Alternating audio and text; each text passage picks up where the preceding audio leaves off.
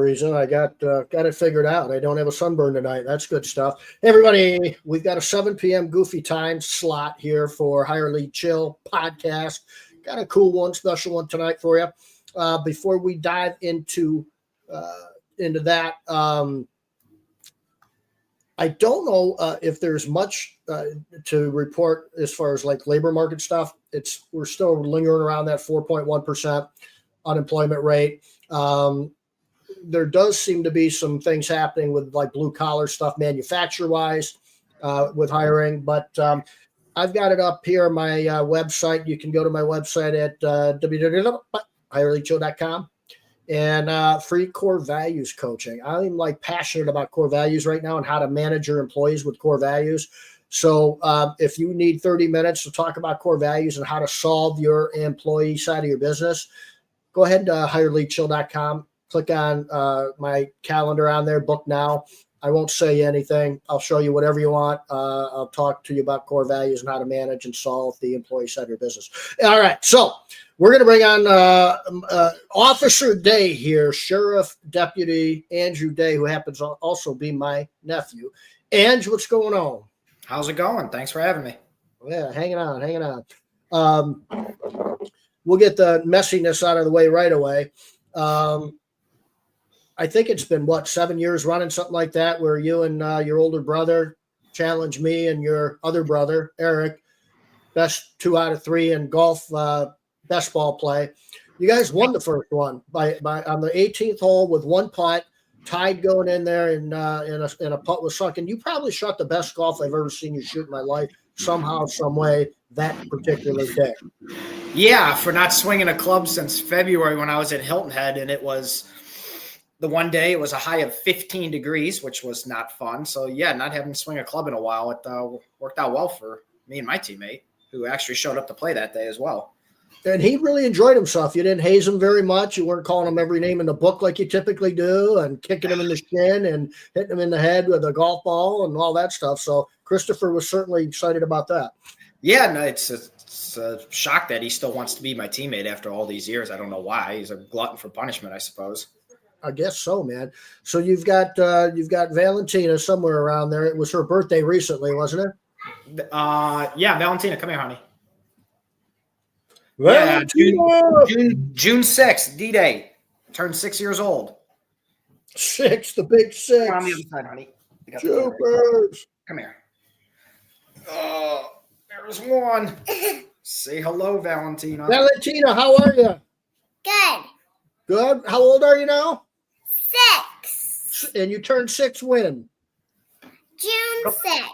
June 6th. Did you do anything at all on your birthday? Went to Build-A-Bear with Katie. Man, is that cool or what? So did you build a bear? Build a bear? Yep, I built a bear. Great. And I got a trampoline. You don't have to whisper. Really? Nice. A big one. I used to have a small one. What color is your trampoline? Pink. That's awesome. I like blue now. Maybe I'll come on over and do a double backflip. Baby. No. Not that cup. Who else is in there? I see one more. Who's that? I see one more. Yes, Valentina and who else? I can't see. What's your name? Move your hair. What's your name, kiddo? Can you say hi, Uncle Shawn? Yeah. What are you eating? I see half your food. Lean back. Hey, are you okay? Can you just? Hey, what are you doing? I'm eating bubblegum. Hey, thanks for hopping on, ladies. Happy birthday, Valentina. Come on. Oh, can you say thank you? Thank you. I want to stay on. I know, honey, but can't right now. Hey! Okay, so yeah, there's 2 of them. Here's the good news. I hear you got 2 more on the way. Yes, we are. Uncle Shawn, I made you a dinner. Yep, Uncle Shawn. Yep, an egg. She fried you an egg. Yeah, we are expecting the finger. I couldn't hear her. What? We're expecting 2 more. You are expecting 2 more. That is awesome. Yes. Very, very fortunate. Twins. Very cool. Any names picked out yet? Oh, no. Oh, you don't want to talk about that. That's a tough thing. It's hard enough to pick one child's name, but now you have to pick two. And since we're going to be surprised, you got to pick two girls' names, two boys' names. So yeah, we're not very close. Hey, do me a favor. Yeah. Ask your wife if she's around there, if she can see us live. Because I can't see it for some reason, but my phone's goofy right now. I can see it, yeah. All right, cool. Is it on my personal page or is it on the group page, Higher Lead Chill? I see it on your personal page. I can look on the Higher and Chill page. There I am. Okay, I had to refresh the screen, I guess. Yeah, I see it on your personal page. I Right, haven't cool. checked the other one. All right. So actually, why don't you tell some people about yourself before we get too deep into this? All right. So so obviously my name is Andrew Day. I am Shawn's nephew. I am 35 years old now with 2 kids and 2 more on the way. Been married 8 years, coming up on 8 years in 6 days. And I am a Geauga County Sheriff's Deputy since December of 2020. And before that, I spent about 8 years and some change with the Ohio State Highway Patrol. So how long have you been in law enforcement?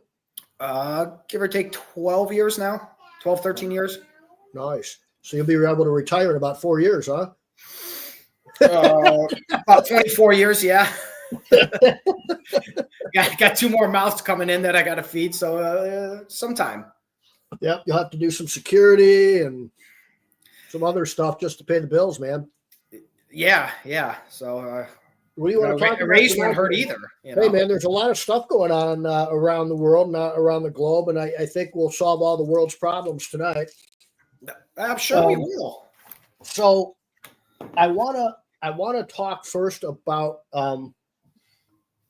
the Doge thing. I know like the immigration in LA stuff, the riots in LA are top headlines, so we'll get to that here shortly. Mm-hmm. As I do on my podcast, especially, I try to not be super political with it. You can do whatever you want, but I try not to get super political with it. I try to be commonsensical with it. And I know that there's passion on each side, but a couple things. One is I get sort of bored when I hear people talk about how polarized the politics of the world are, or certainly in the United States are today.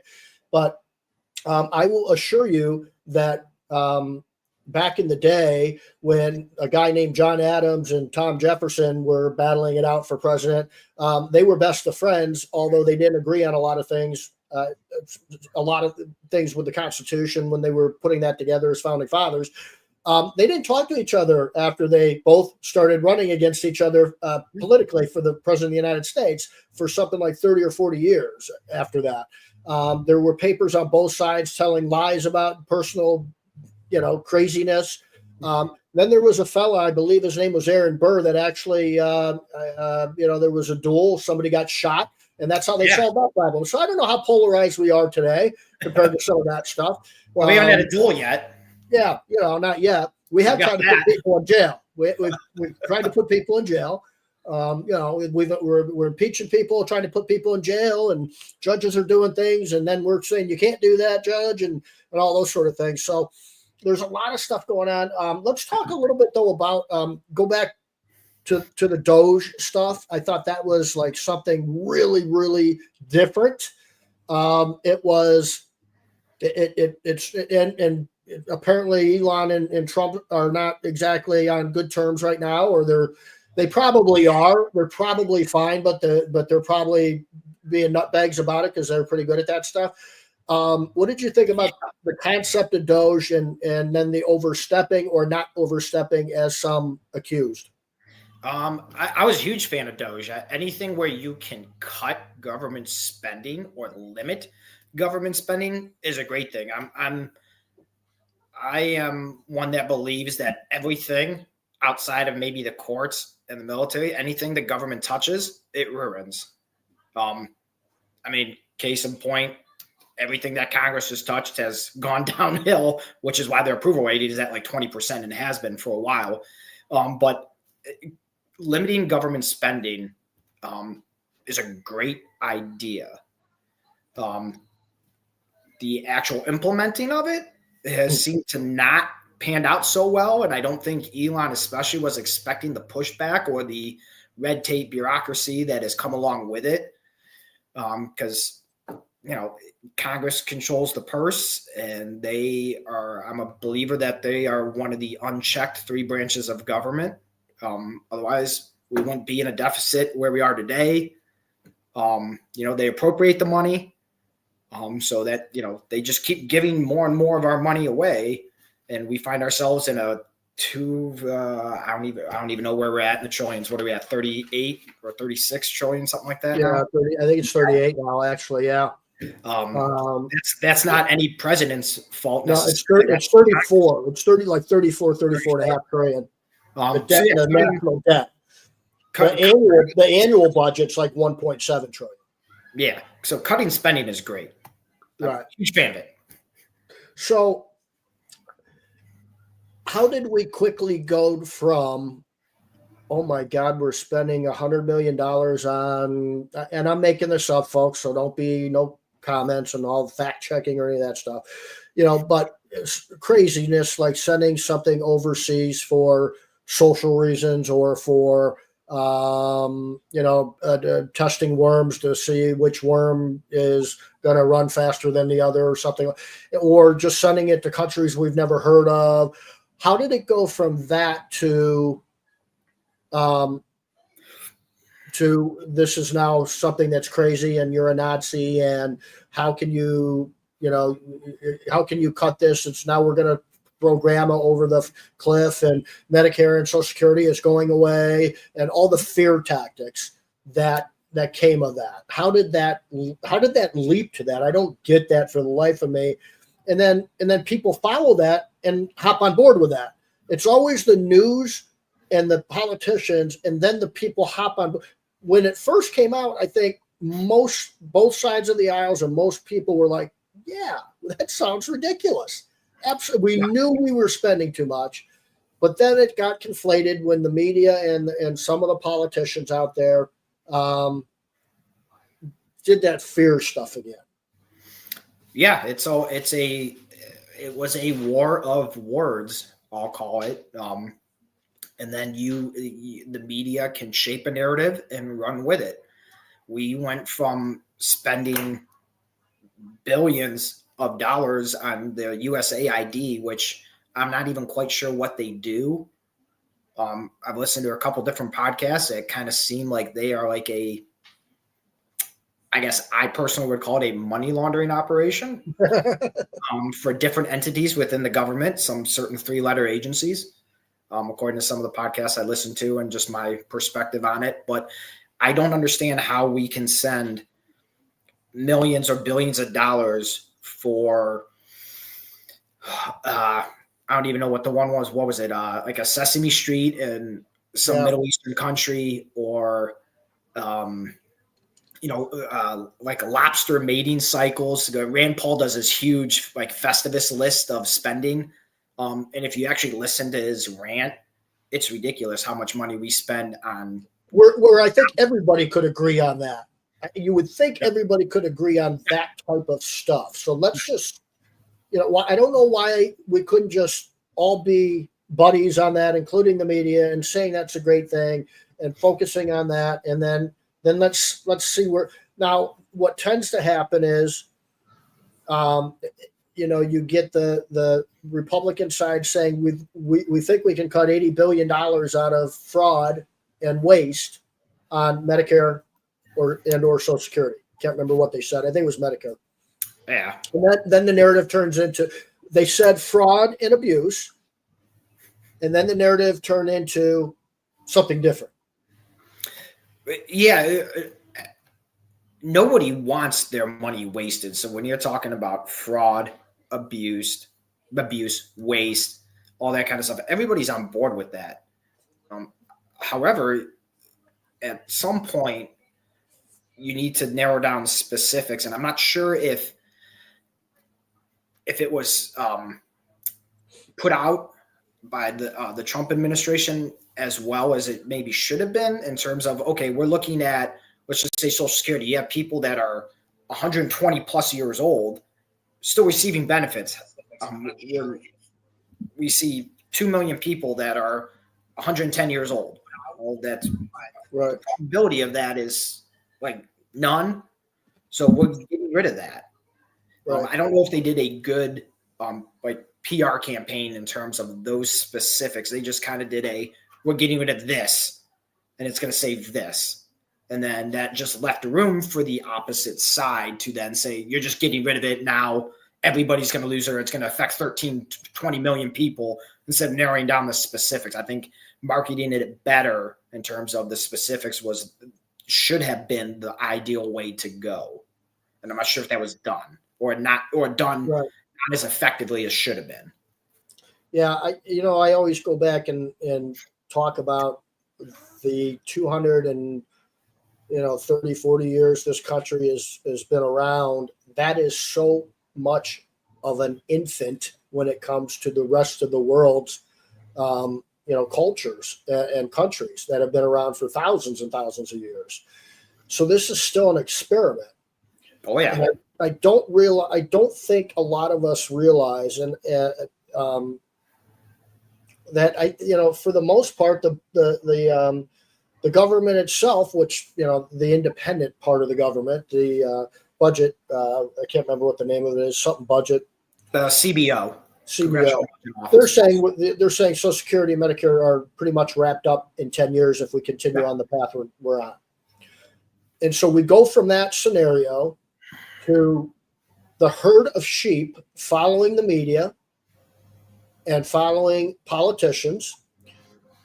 And they're going down the path of taking your eye off the ball of this country existing and going going off the cliff economically, which means we no longer have a country that is safe. We have no more money to do things with. Okay. Or do we take a look at cutting some of these and not call Elon Musk where he's only doing this he had no power. He was just uncovering things. He had zero power.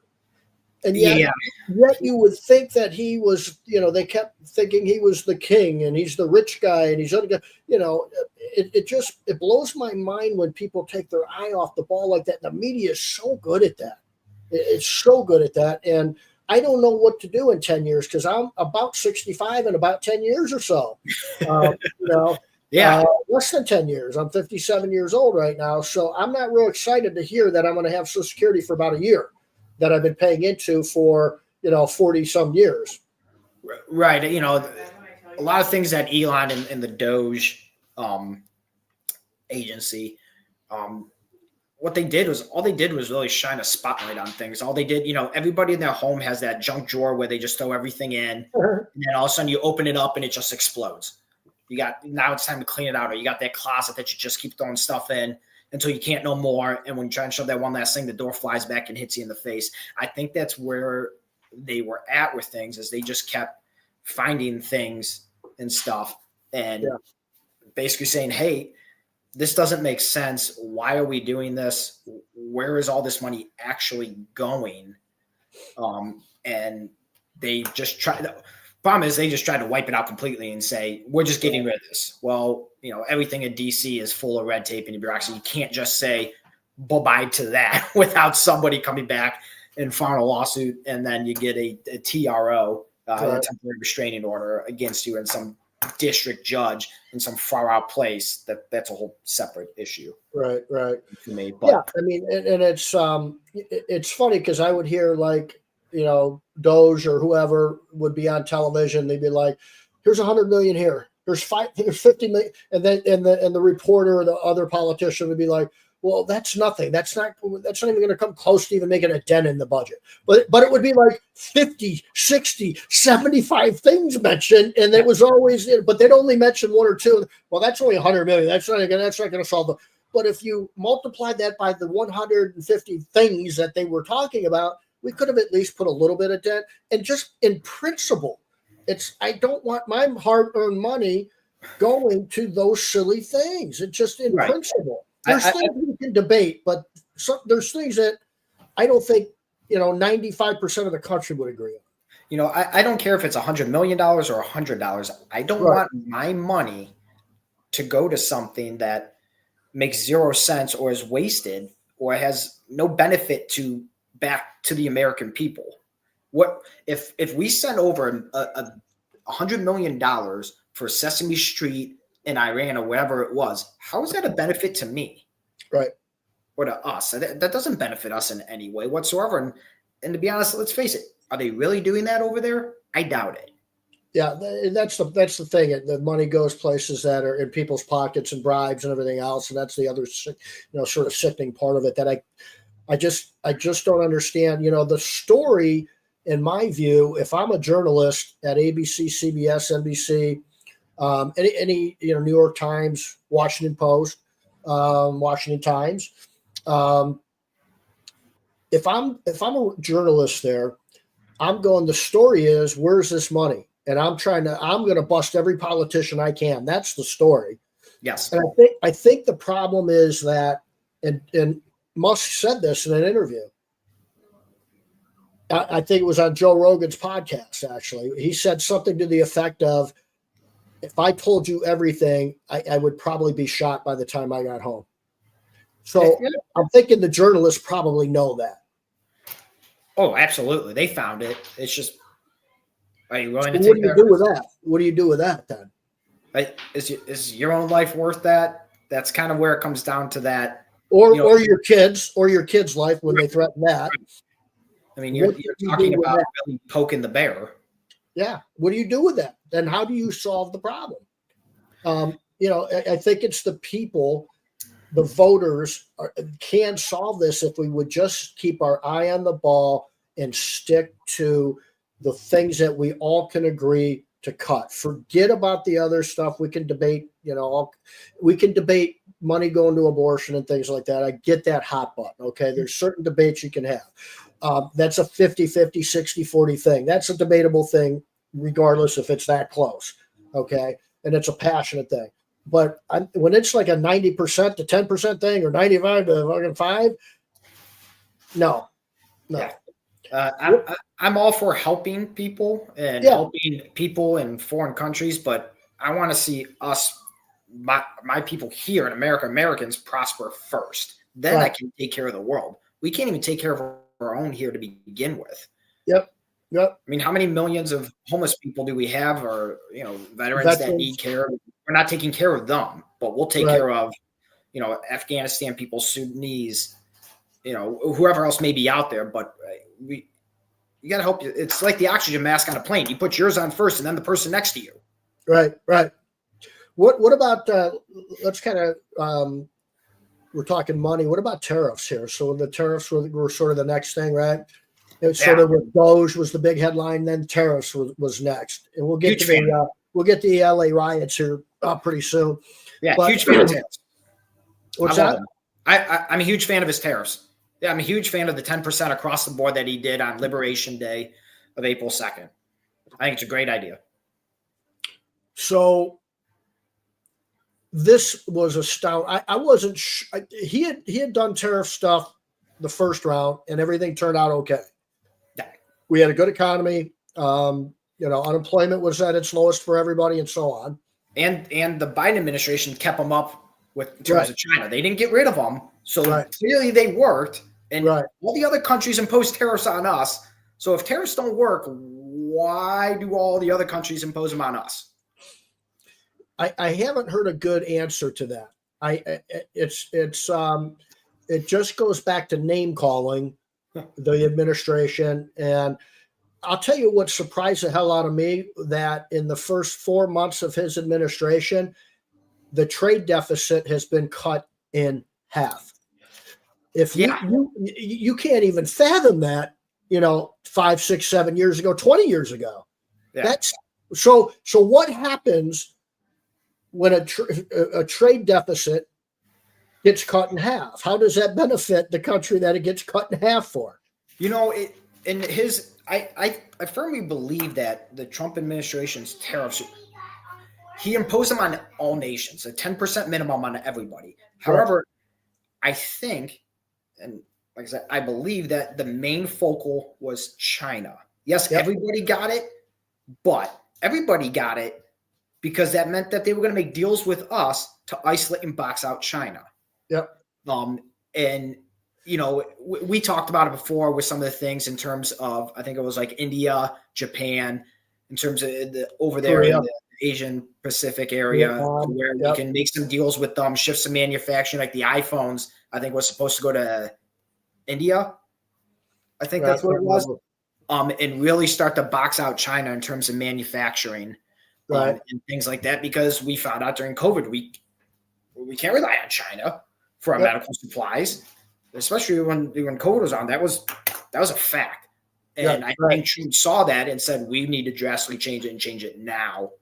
And I think this tariff thing is what's really starting to push it, along with the other things that China's been doing for decades since they entered the WTO, under the Clinton administration. Yeah, Bill Clinton. That's really what the two things that killed our manufacturing was NAFTA and when Clinton put the China in the WTO. But that also, spurred a little bit of economic stuff where prices were dropped dramatically. So the dollar went up and we were able to buy more things and it was better for some people in the short run. Everything's good in the short run with politicians. Yeah. Yeah. It's good for an 8-year cycle at best. Yeah. Let's take it back to where it kind of got scary a little bit when you heard that the docks over in on the coast, on the west and east coast, the big docks, there's nothing coming in. There's 8 less China boats there. That was all over the news for a while, where shortages, inflation is going to just go through the roof. And I mean, that was talk for a long time. And I understood, but it even got me a little bit nervous just from the media hype of it. What happened? That none of that came true. Where are the apologies? The I was wrongs. None of that's come true so far. In fact, the egg prices are down. Gas prices are down in most places. Inflation is in check. All that stuff is. I don't understand where the apologies are. It's always been my belief that the politicians that can. Congress, because they're the ones that actually deal with the tariffs, but they've allowed presidency over the years to gain more and more control of it. So this is also a congressional problem, that they've been letting fester for years. But so nobody understood American people, I think, better than Trump did. He had enough faith in people to understand what he was doing and to adjust their manufacturing in terms of their small businesses.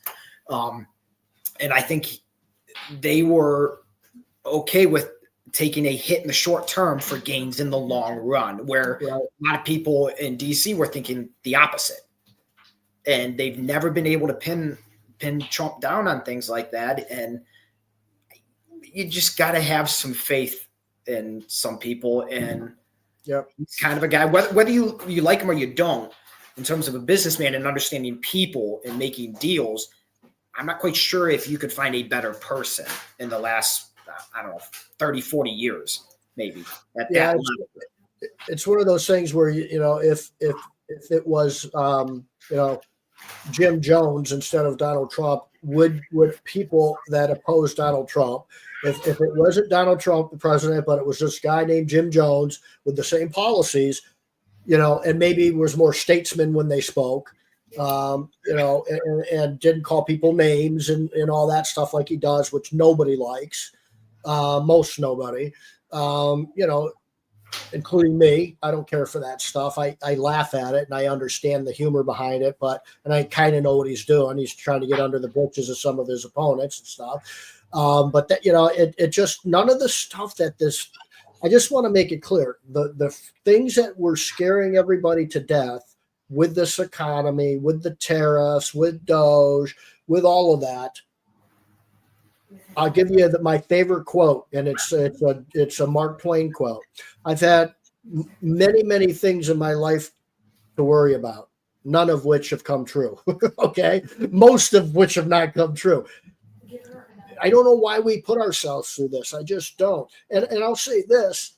I didn't vote for Bill Clinton, but I thought he was a hell of a politician. I thought he was a good president. Okay. I didn't vote for him either time.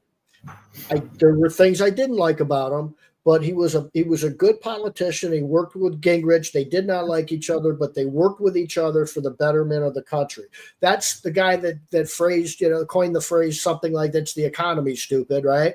And so he got it. It was they cut welfare stuff. Yes, folks, a Democratic president cut welfare stuff because he negotiated the I can't remember what they call it, the Great Agreement or Deal or something, Gingrich and him. The Great New Deal.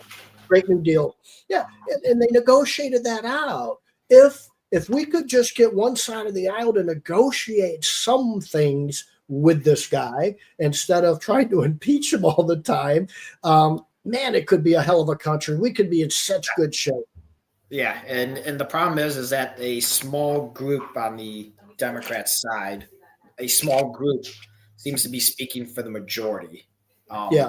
Because a lot of Democrats don't agree with what that small clique is doing or saying, but they just, like Democrats, they go along with it. They're a united party no matter what, which is what does make them quite effective. Very effective. They are so good at being all on the same page, no matter what.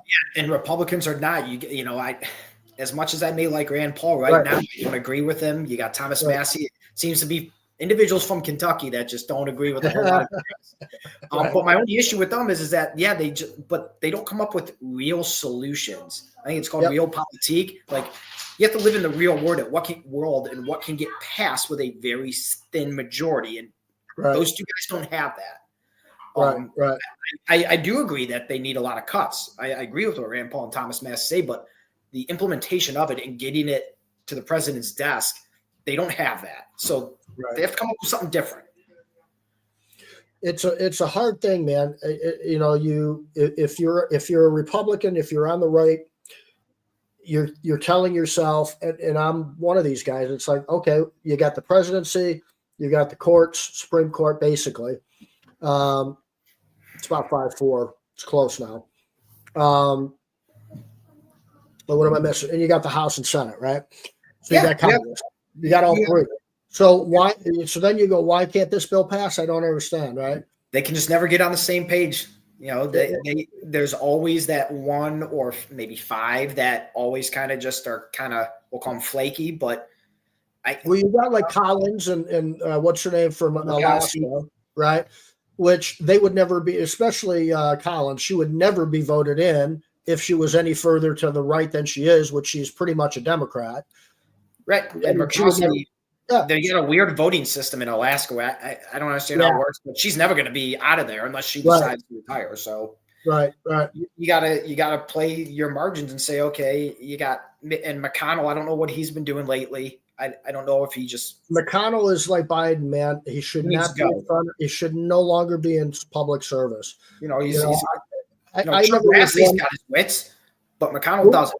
Chuck Grassley, he's got his wits, and that old boy's stubborn, but he's there. And you got McConnell, who's not there, and he's not doing a benefit to the party, so it's time to move on. Which is probably why he's no longer the leader. Right. I think, Biden, I felt more sorry for him than I did. He's an idiot. He's a terrible president. The guy just isn't cognitively there. How can you call him anything other than, I look at his family and stuff and I'm going, what is wrong with you people? Why are you putting this poor man through this stuff? I don't agree with probably anything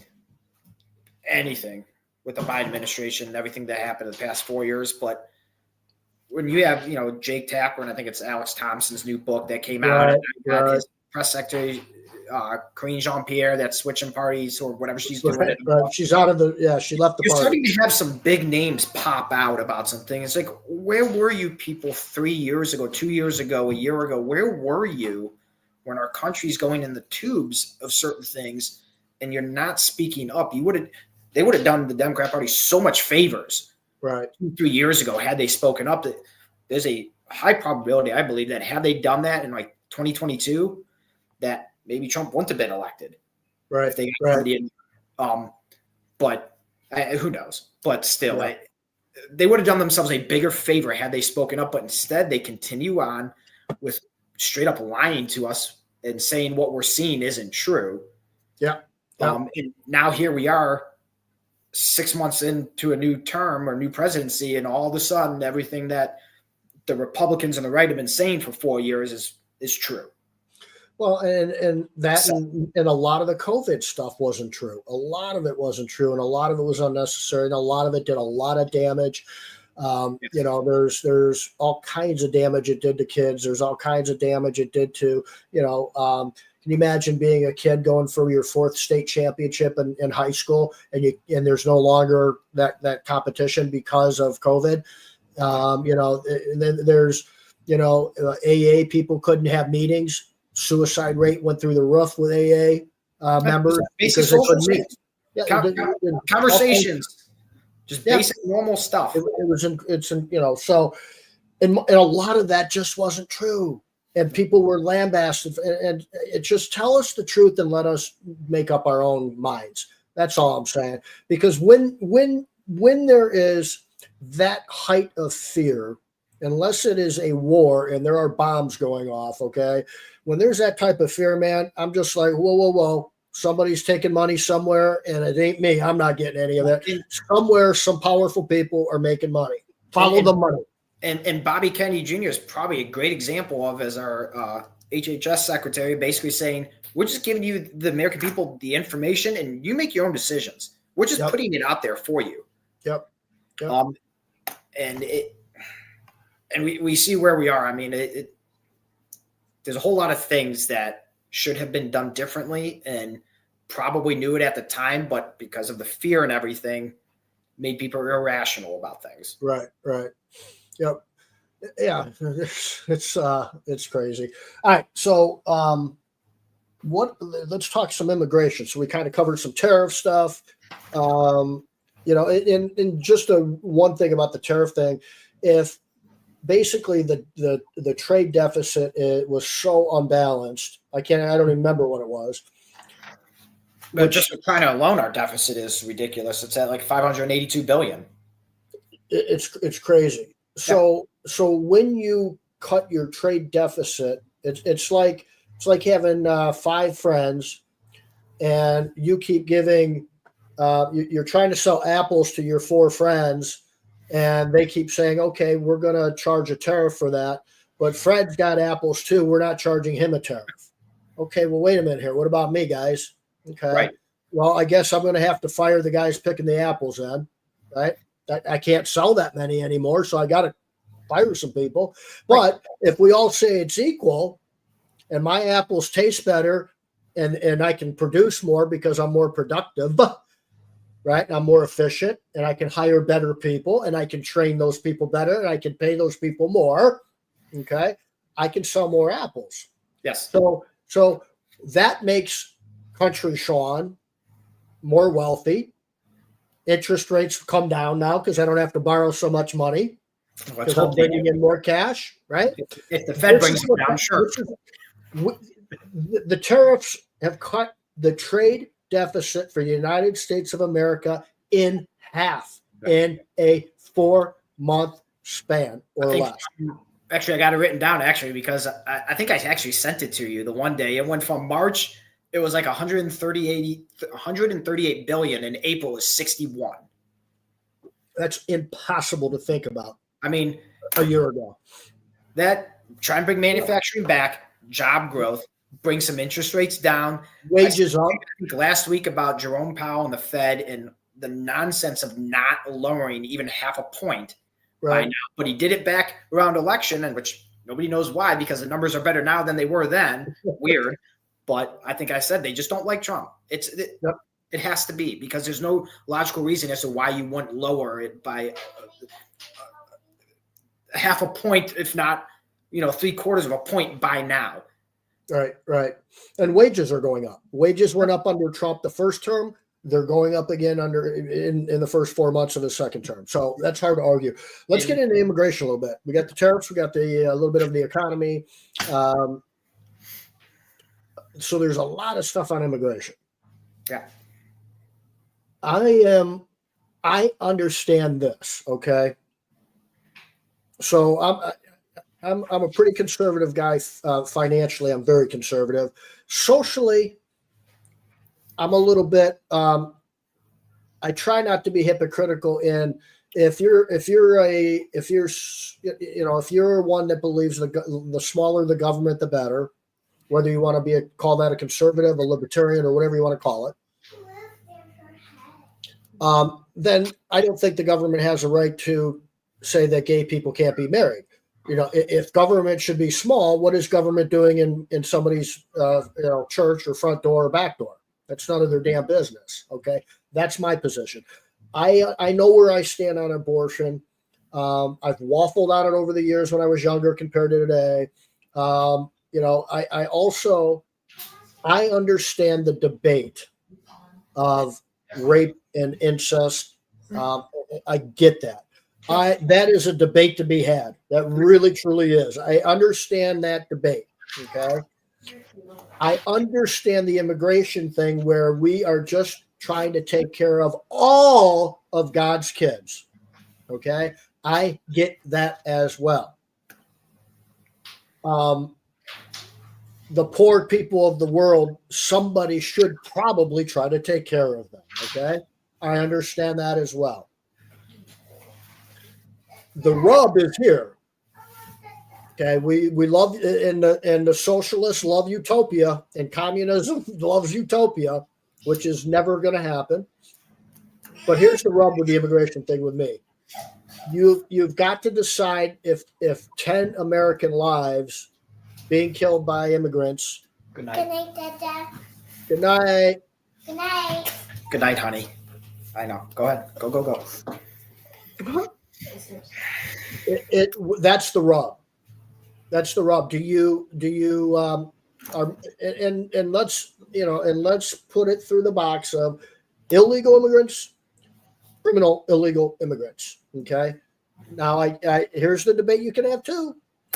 Illegal immigrants are illegal if they're not documented properly and over here, even if they're working, even if they're going to church every Sunday and they're donating and they do good charitable things and they're great people and great neighbors.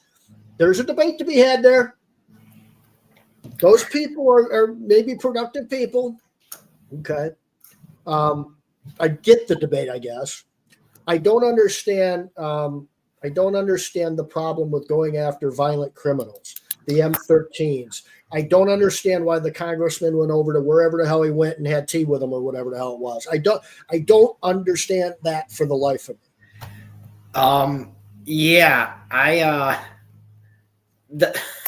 The lawman in me has to say that if you cross the border illegally, other than a port of entry, you're a criminal, and you got to go. So the lawman in me has to say, like, that's where I stand with it. I'm very strict, I guess, because if it's it's no different than when I'm working at work, like tomorrow night. If it's in black and white and it's in a law book, outside of a traffic stop for speed, I get discretion. But in terms of domestic violence, if it's black and white and it's cut and dry, you're going to jail. You got to go. Whoops, I just hit something here. So immigration's the same for me. If you are here illegally, no matter whether you overstayed a visa, you just you found a hole in the wall somewhere down in the southern or northern border and you walked through, or your asylum claim was denied, but yet you were told to come, just report for deportation in 6 months, and you said, the heck with it. You got to go. You are at some point you are going to be a strain on the resources of the American people, and we just talked about our oh my gosh, yes, thank you. Our deficit now, our debt. Yes, what's it going to be if we try and take care of the world's population? Because they're all going to want to come here if we're going to say we're going to take care of you. We don't have the means to do that. And they all want to come to this horrible, horrible, horrible country. Yeah, and so it really bugs. It really bugs me, this whole immigration thing and everything that's been going on, especially since I think it was Thursday, Friday in Los Angeles. I'll be nice and say I'm very upset about it, and in the way that it's been being played out in the media and certain law enforcement in terms of the LAPD and things like that of not helping. And I understand when you get into major metropolitan cities and you're a police chief, you answer to the mayor, who answers basically to the governor and to the people and to the councilman. So I understand all that, but man, if you're a cop and you sit there and you watch, whether it's another cop or a federal agent, state agency, and you're watching them just get pelted with things and you don't move a muscle, man, it's time to turn in the badge and gun and go home. No. If you're in this, you're in it all the way. Whether it's right or wrong, you're in it all the way in terms of helping that fellow officer. It's no different. If I go somewhere and I see an elderly person, I open up the door for them. It's no different than that. You are helping. And I'm extremely upset and disappointed with what's been happening the last several days over there in California. And they voted for it, California. You voted for these folks over there. I mean, you reap what you sow. I'm sorry, but like that's what it is coming to, is you vote these folks in that have a agenda of, we're going to fight the Trump administration, or we're going to keep illegals here no matter what, even though they're a huge strain on California resources and tax dollars.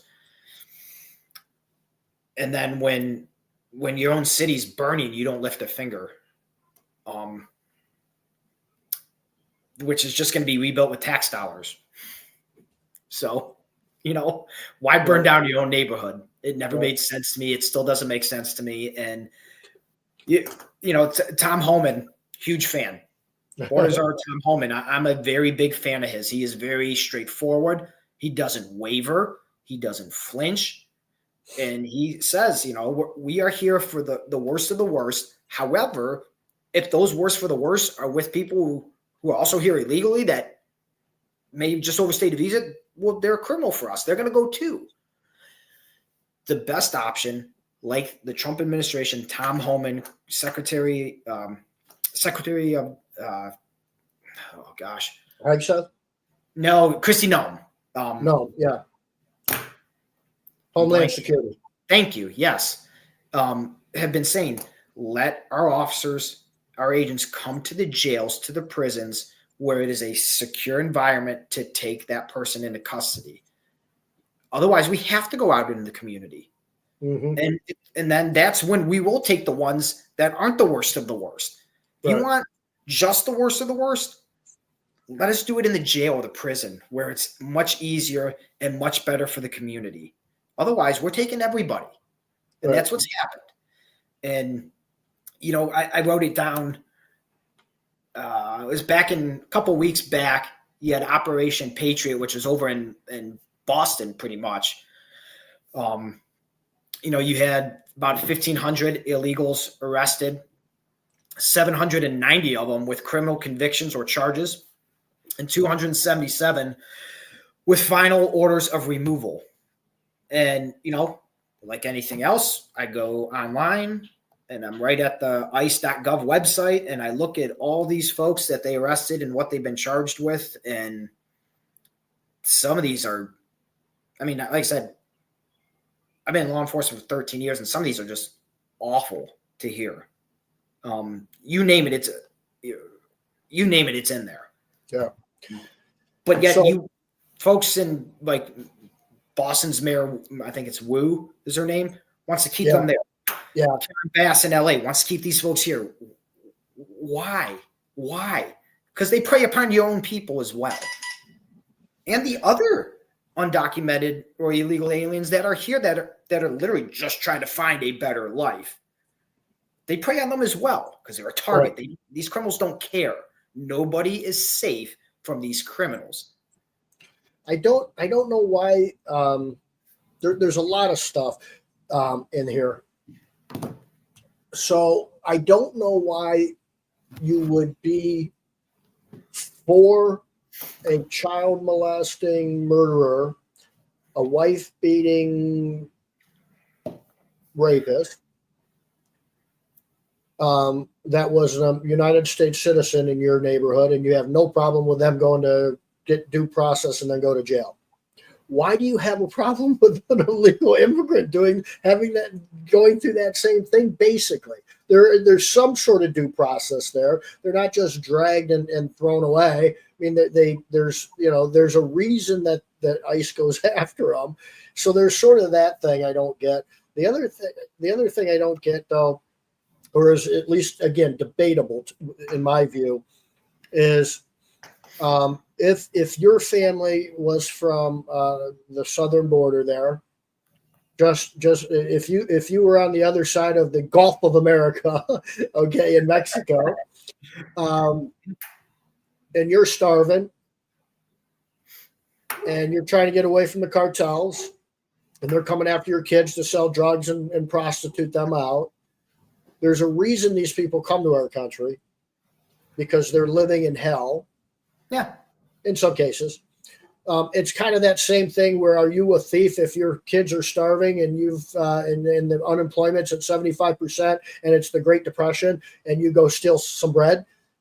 Are you a criminal? In your eyes as a police officer, yes. There's a humanitarian thing involved in all of this.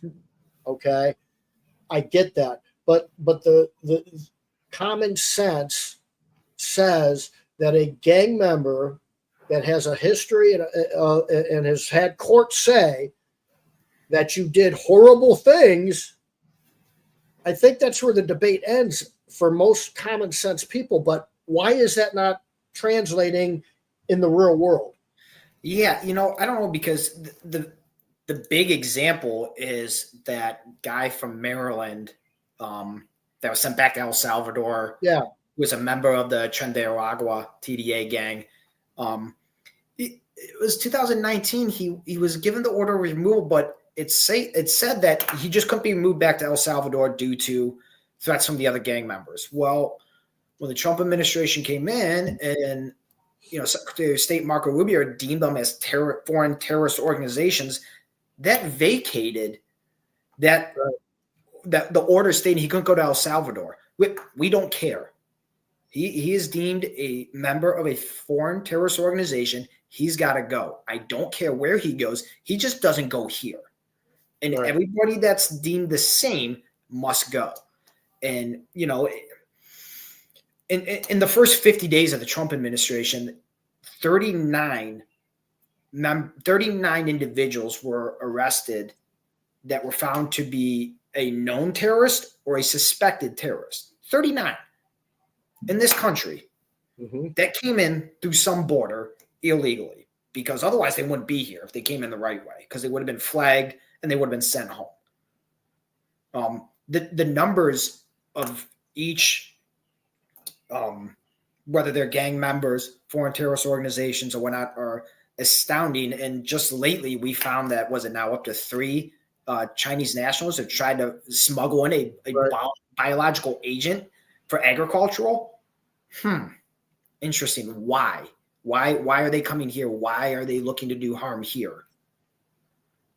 What do you think is different from when Bill Clinton, Hillary Clinton, Joe Biden, and others, and I believe even Pocahontas, what changed from when you can look them up on YouTube, hearing them basically reiterate the Trump policy for immigration?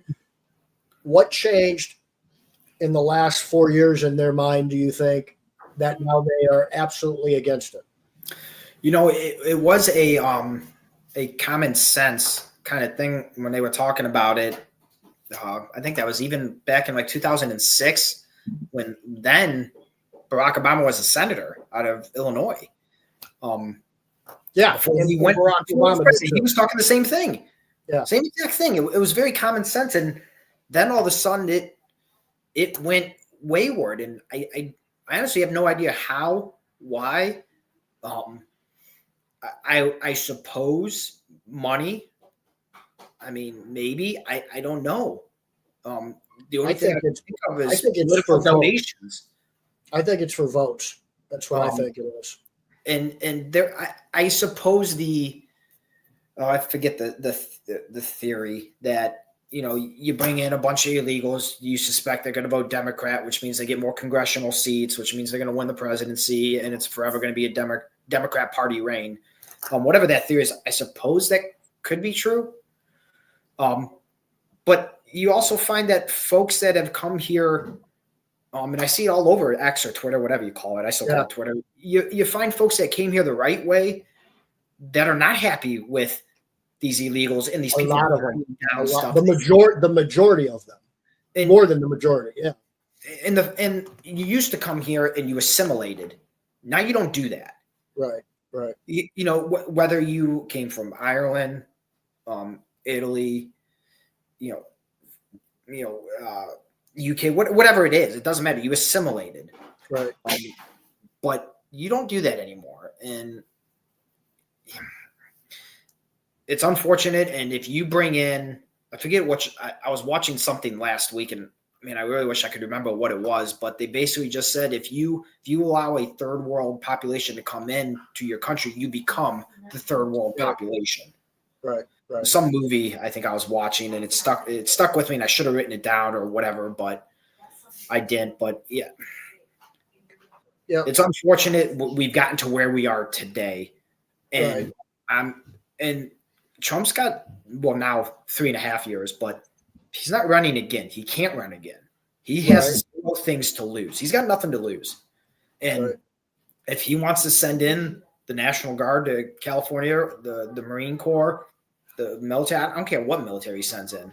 He's got about 1.5 years because there's midterms. There's midterms because he could go away real quick with what he's doing now. But what's happening right now is also helping him. Right. It was very simple. These were criminal warrants that they were serving on the illegals with money tied back to the cartel. The same cartel that gets the products from China for fentanyl, fentanyl, and everything else that's killing our kids and killing everybody who uses it. And he's basically saying enough is enough. If you don't like it, get out of our way. You don't have to assist us, but you need to move aside. You can't interfere. And what you talk down about federal agents and you call them Gestapo, Nazis, all these other horrendous things.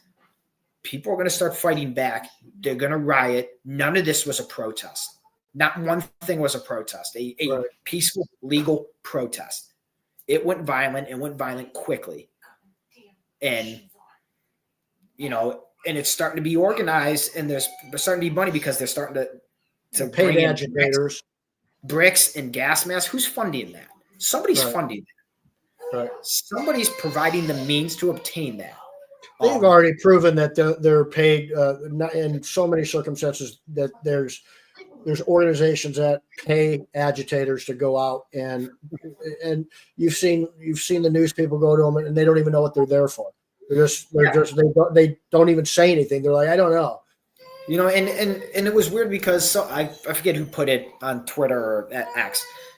You have these folks riding around. I think it was like a dirt bike or whatever it was with I think it was the Mexican flag, national flag.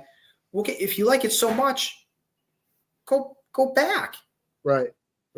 If you like Palestine so much, go back or go there. All these places. If you like it that much, go there. Don't be here. Yeah, I don't understand. I guess I don't understand how. I get that there are certain fractions of the political power and people in power, even non-politicians, that have the money and the power that want to disrupt and disorganize and create chaos in the country because they want changes in the country. for whatever purpose they're behind. Okay. I believe that to be very true. Oh yeah. I don't understand, like, some people I went to school with, some people I know that follow that without knowing that this is destroying the country that gives you the very freedom that you enjoy. And not only that, but you don't live your life. You don't live your life this way. You're, as far as I can tell, and I've known you all my life, your principles don't align with that stuff. I don't understand for the life of me why they follow it. There's, we've talked about one that was an ex-teacher that, is a friend of ours, but and has been, it's like, you don't live your life like that at all. Your principles aren't like that at all. You're a very conservative type of person in every other regard except politics. I don't get that for the life of me. And anybody that knows me knows I'm a massive fan of Batman. Probably one of the biggest things I've been a fan of my entire. I got a tattoo of a quote on my thigh for it, and it was in one of the, well, not newer, but 2008, The Dark Knight. And it, you got Bruce and Alfred, blah blah blah, talking, and they're talking about the Joker, played by Heath Ledger, probably the second best ever. But it just says, some men can't be reasoned with, logic with. They just want to watch the world burn.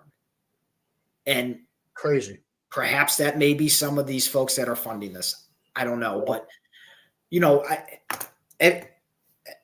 to fight against individuals that are taking out criminal element off the street.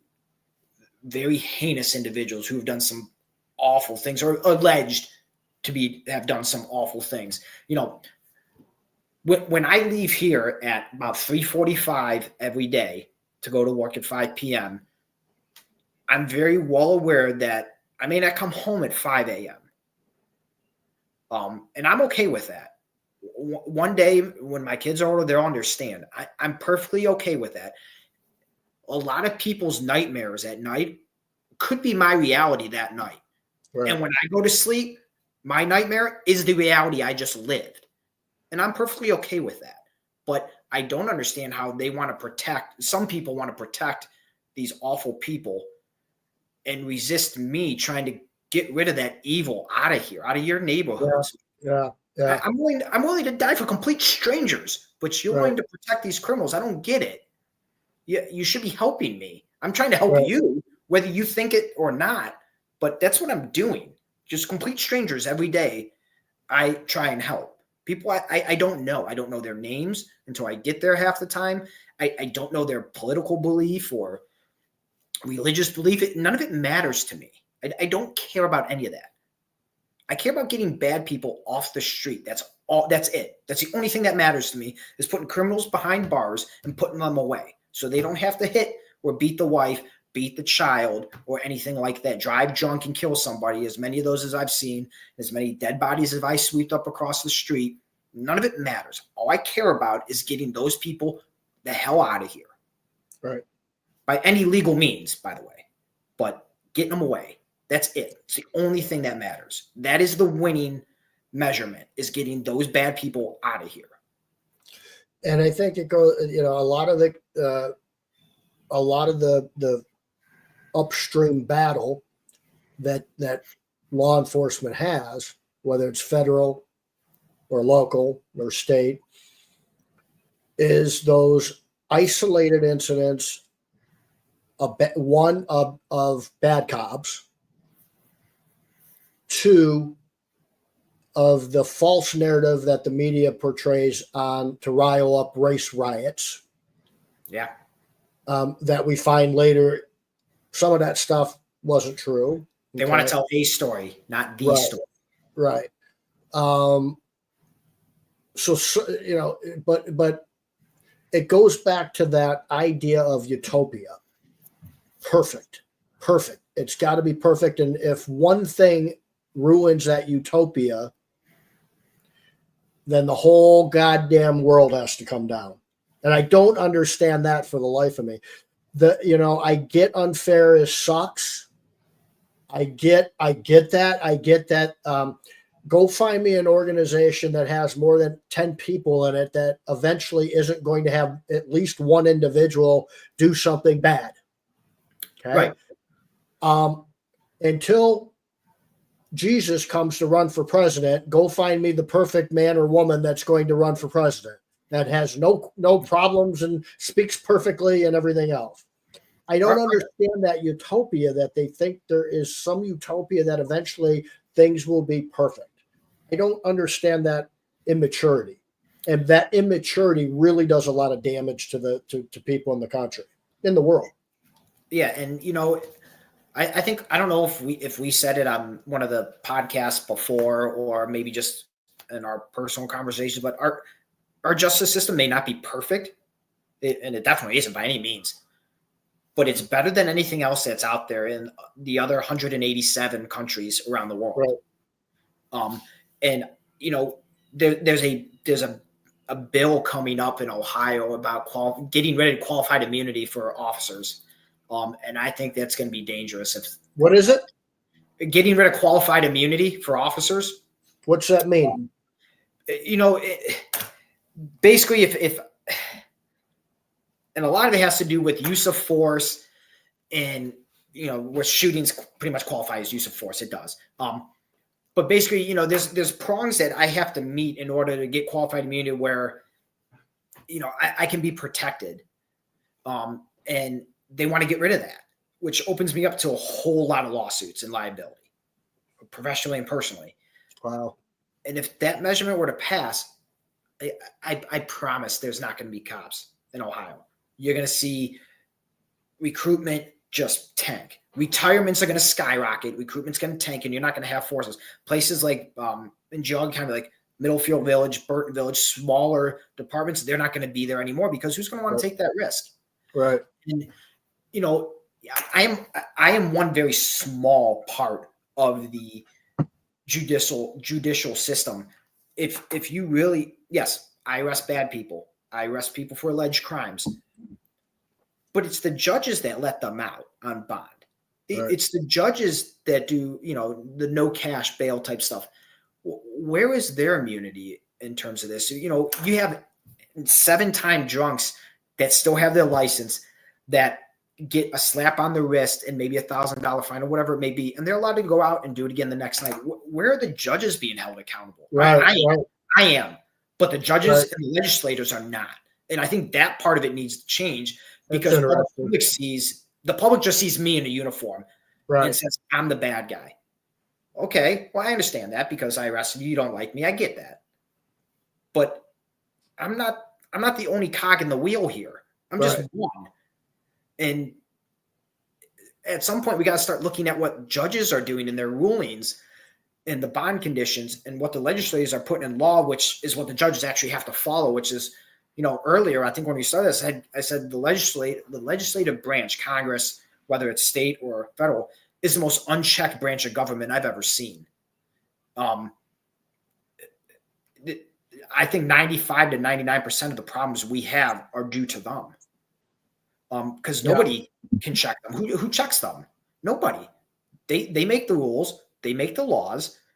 The judicial branch just reverts to what the laws are. The executive branch has to enforce them. And if Congress doesn't like it, they change the law. Right. It's bad when Obamacare was passed, but Congress did a carve out for themselves. Well, how the hell does that make sense? You enforce it on me, but you make a carve out for yourself. It can't be good. So this bill you're talking about will basically being a deputy sheriff.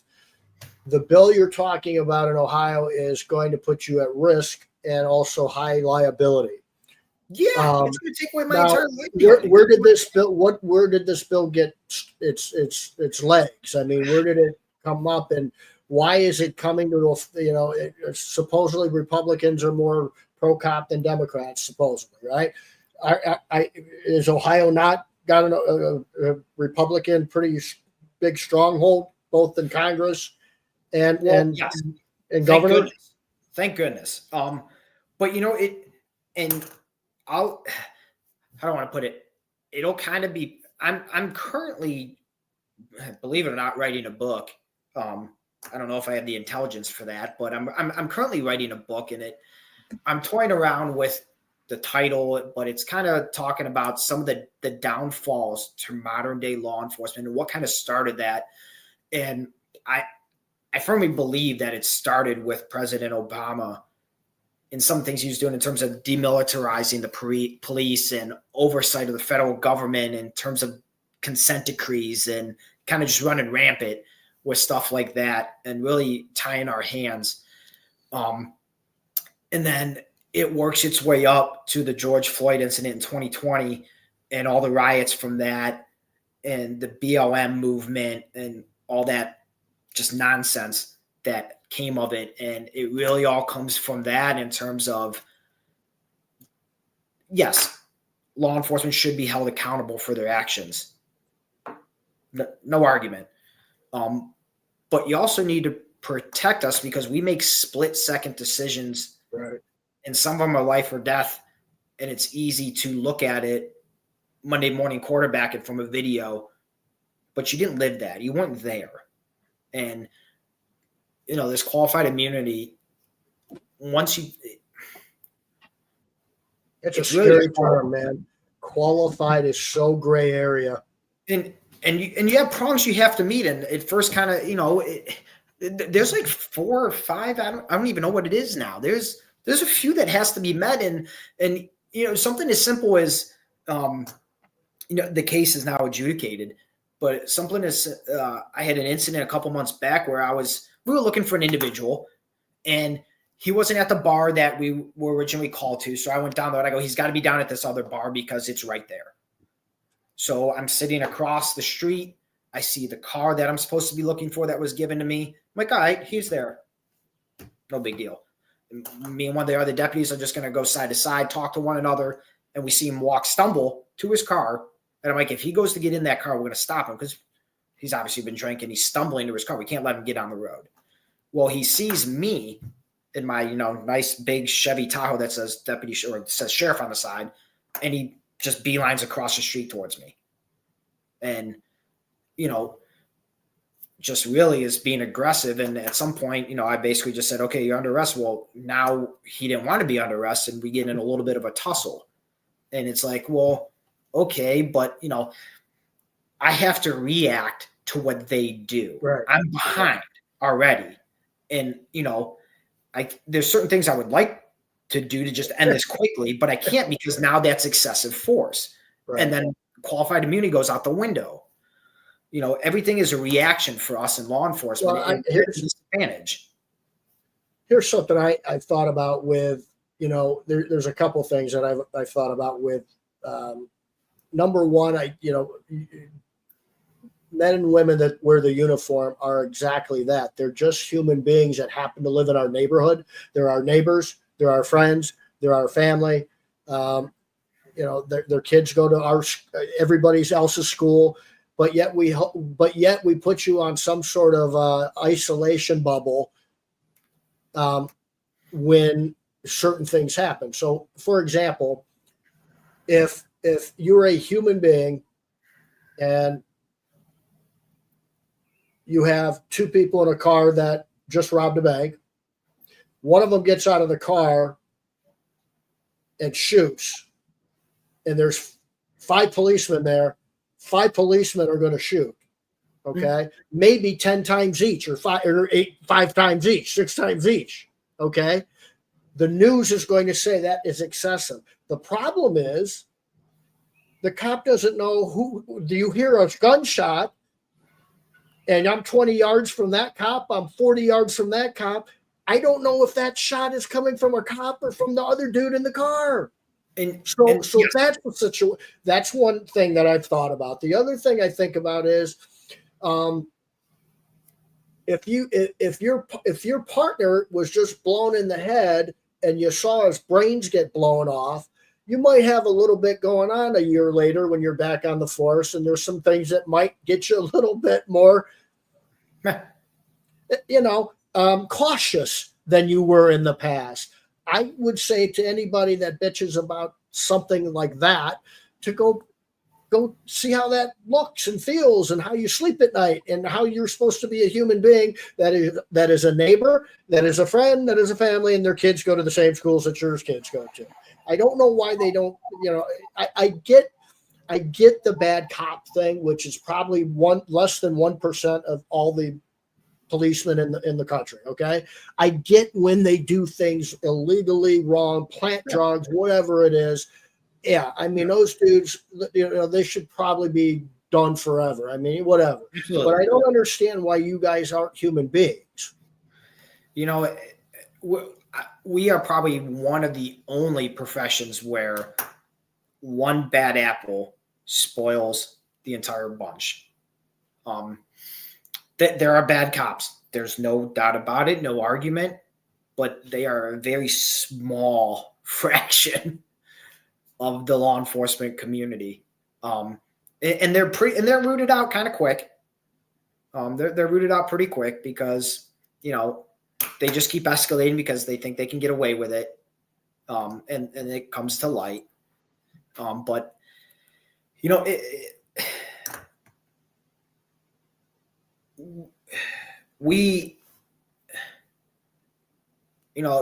talked about we're part of the community, things like that, and we make mistakes, yes.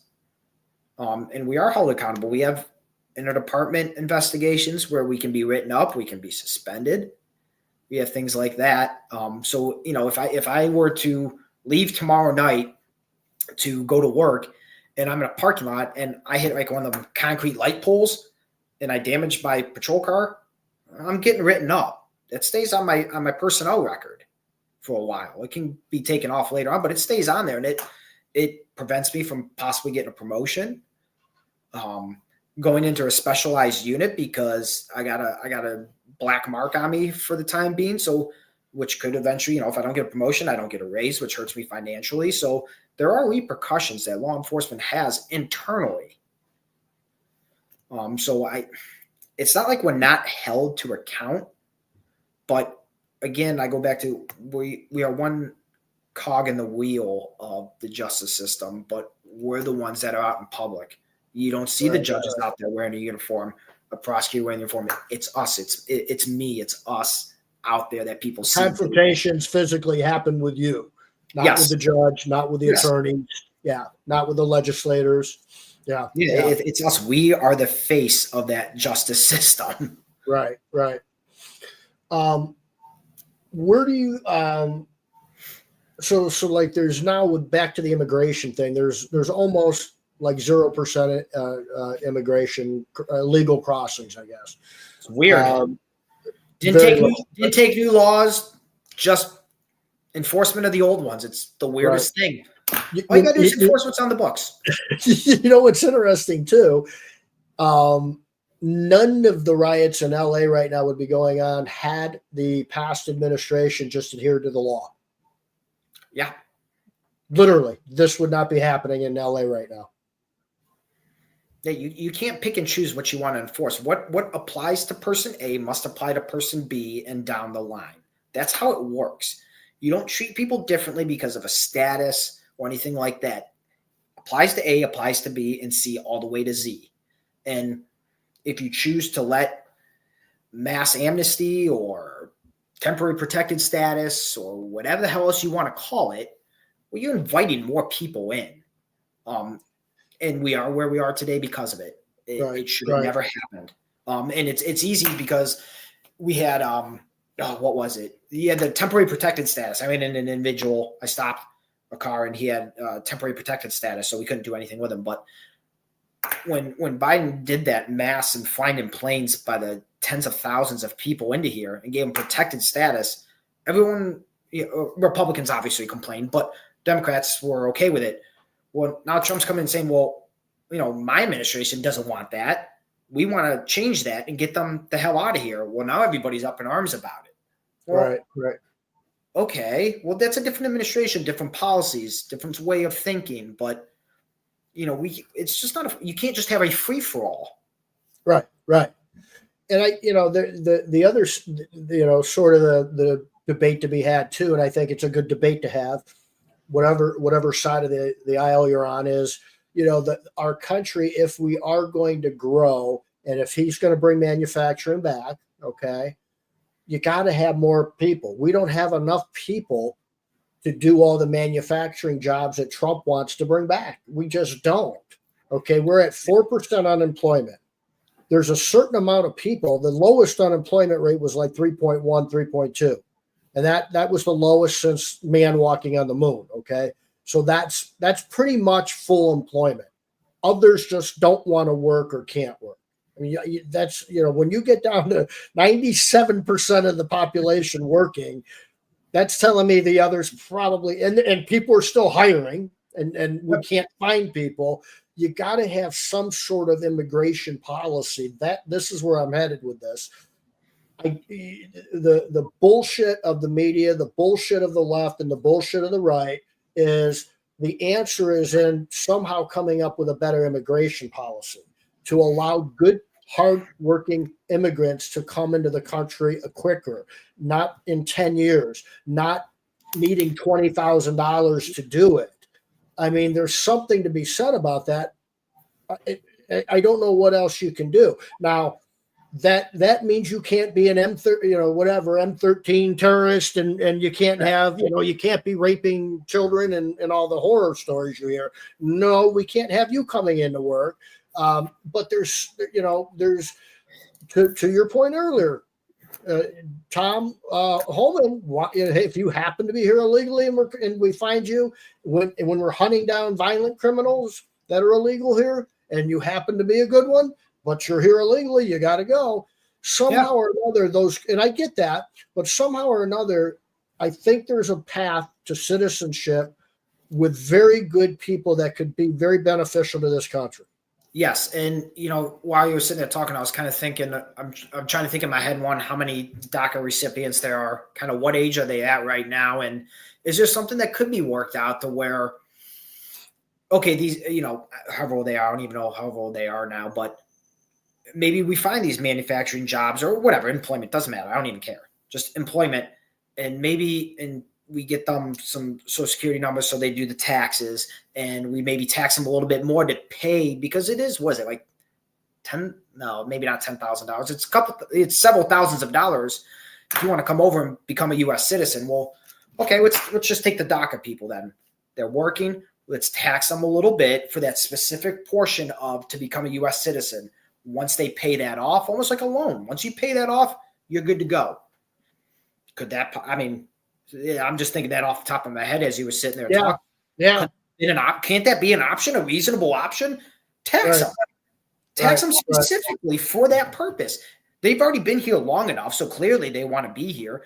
Tax them a little bit for that specific purpose and make it a 10-year period or 15-year, whatever it may be, till they meet that mark like any other loan. And once they're done, they're in the clear, just like a car loan, a home loan, or anything else. I don't see why that's not a reasonable option.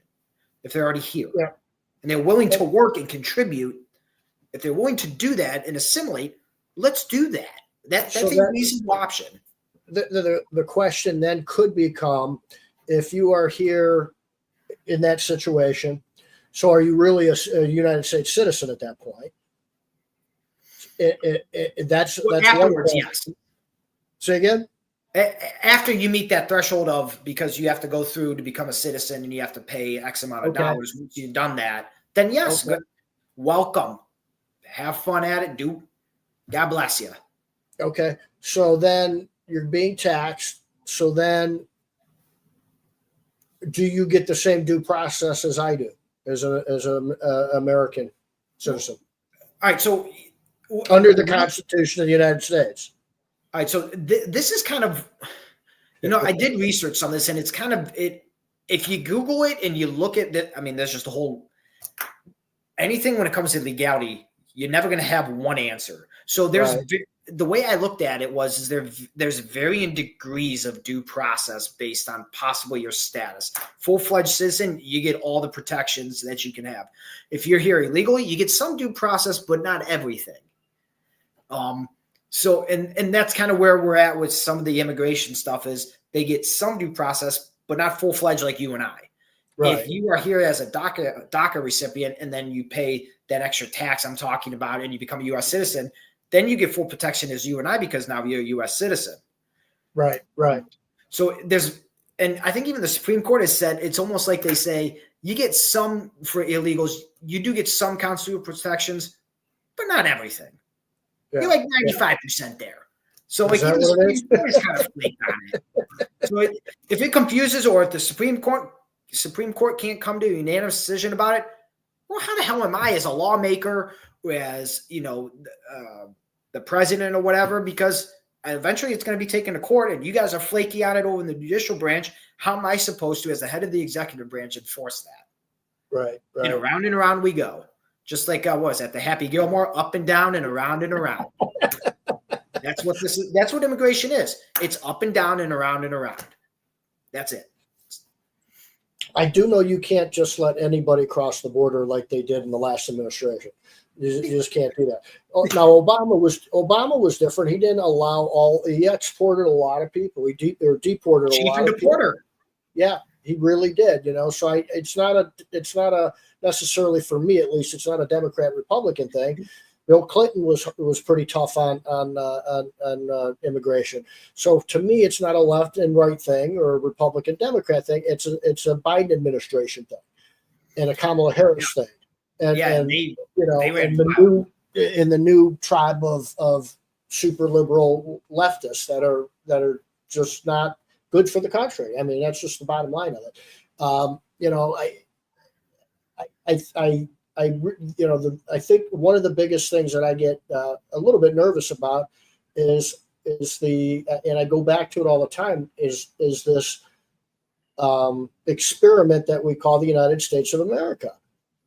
There's no other republic like it. There's no document like the Constitution in any other country in the world, nowhere on this planet except for us. And we are the youngest country on the planet. So we don't know if this is going to work. We don't know if it's going to work. And I can tell you, when everybody agrees on both sides of the aisle that Social Security and Medicare are going to be bankrupt in 10 years, that's a problem. That's a security problem. It's going to be an economic collapse problem, like the Great Depression. Okay, maybe worse. I don't know. If it's half as bad as that, I'm going to be really not knowing what the hell to do. When you have 70% unemployment, folks, that's a problem. You can't. Then they're going to have to print more money than they ever have to survive, but the dollar's not going to be worth anything. Right. And so I think that is, when I hear the environment's the biggest threat to our, to us and this and that, I go, what reality are you living in? I am all for good environmental policies, believe me, especially trees. But I am most definitely thinking that's not our problem. I don't even think nuclear thing. I don't even think China is. I think that the fact that if this country goes bankrupt or we get into a Great Depression, that's a serious. I am hungry for food problem. Yeah, and like I said, did you take was that a big topic? That was a big topic last year with the Haitians in Ohio. Was that Springfield we talked about? Springfield, Ohio. There was about 30? It's a population of like 60,000 people, and 20,000 Haitians were brought in. They dropped in there. Yep. Did nobody think that was going to be a strain on the local resources? Right. Which is then they're going to turn on and say, "Hey, State of Ohio, Governor DeWine, I need help." Which then they're going to give help, but then the state's going to turn around and say, "Hey, federal government, we need help." Like from the top down, it's just going to strain resources. You can't do that. You can't expect to have all these people come in and be able to take care of them. We don't have the money for that. We don't have the resources for that. It's just we don't have housing for that. Anything we don't have, and just simple basic stuff. We don't have. I mean, if you think about it, we're spending right now about $1 trillion per year just in interest on the debt. Okay. When that starts to get close to, and God help us if it surpasses our defense budget or our Medicare budget, it's no longer sustainable. Right. It's probably going to blow up before that. But I mean, I don't know. I don't know why people aren't alerted to that. Why? How is it that we were so freaked out and the whole country went to hell in a handbasket during COVID? I think this is much, much, much, much more dangerous and life-threatening than COVID ever would be. Yeah. So I don't understand if it's just that it's not happening right now, and it's, we've been able to kick the can down the road, all this time, we'll figure it out type of thing. I just don't. I don't think we're going to be able to figure it out if we've got the media and politicians not wanting to dive into what Doge was trying to do. And again, I get there's certain things that we don't want to cut, but it's time to put on the big boy and big girl pants, folks. We have got to cut things that are probably things that are good for some people, but not necessary for people. It's not food. I get medicine. I get food.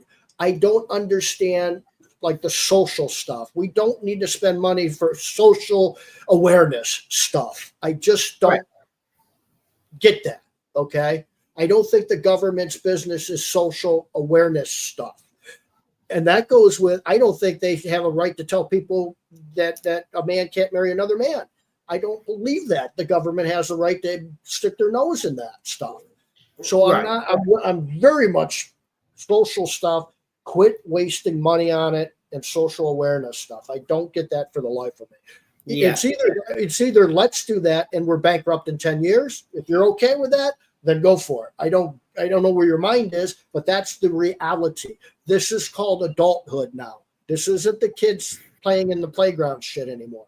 That's the reality of it, folks. And I don't understand why we don't fucking get that. Yeah, and we, Serena and I, we talked about it. One of the cars that I wanted, like Chris and Eric had, was a Jeep Wrangler. I don't know why I wanted a Ford or a Jeep Wrangler. I thought we were going to have it because Valentine and Luciano are getting old enough. Well, then comes along two twins that we are going to have. And so we had, obviously we can't afford that Jeep and it's not feasible. So we have to sit down. We have 2 extra months we have to feed. We have to see where we're, where we're spending more, where we can cut so we can budget and, all these things. And so maybe be able to have some niceties, an extra steak every now and then, or maybe plan for a vacation next spring, with, all the kids and that. And I don't understand how the government can't do that.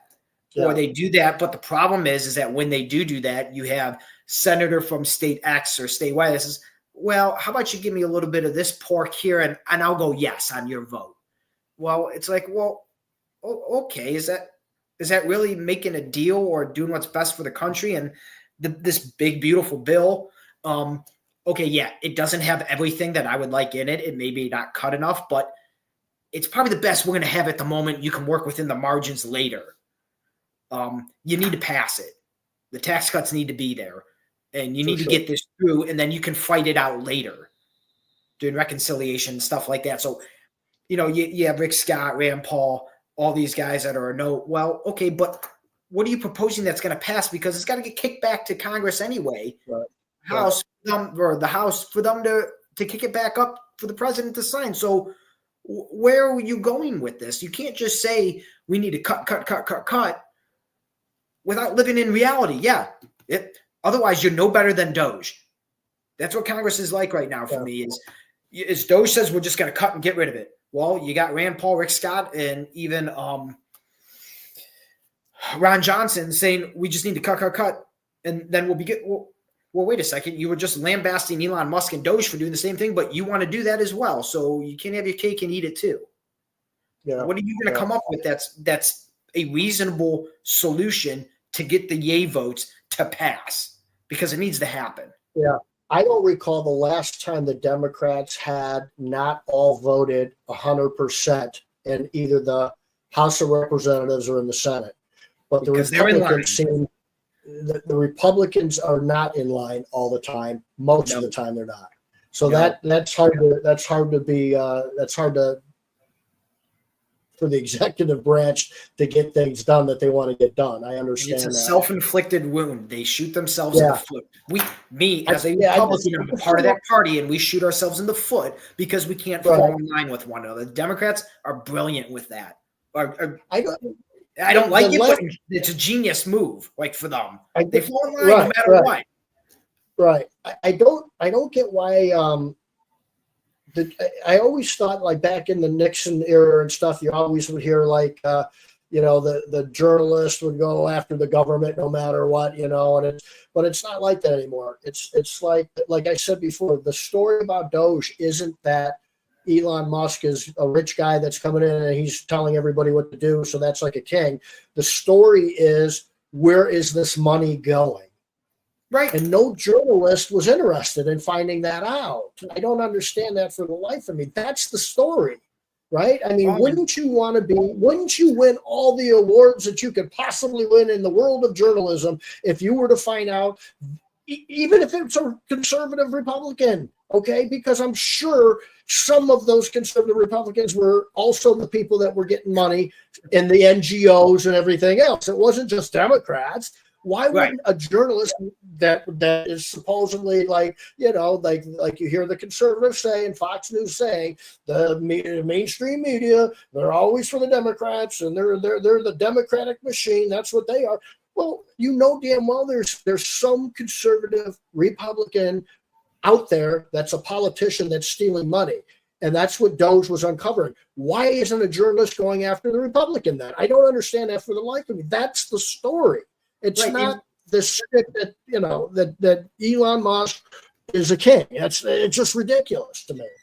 And you have and I think there was actually one of the Doge stories out there that said that they found out. In fact, real quick, I would have loved for them to find a conservative Republican, and I'm a pretty conservative dude. I would have loved them to find the conservative Republican that was part of the NGO and part of the Doge uncovering thief. I would have loved to see that. Yeah.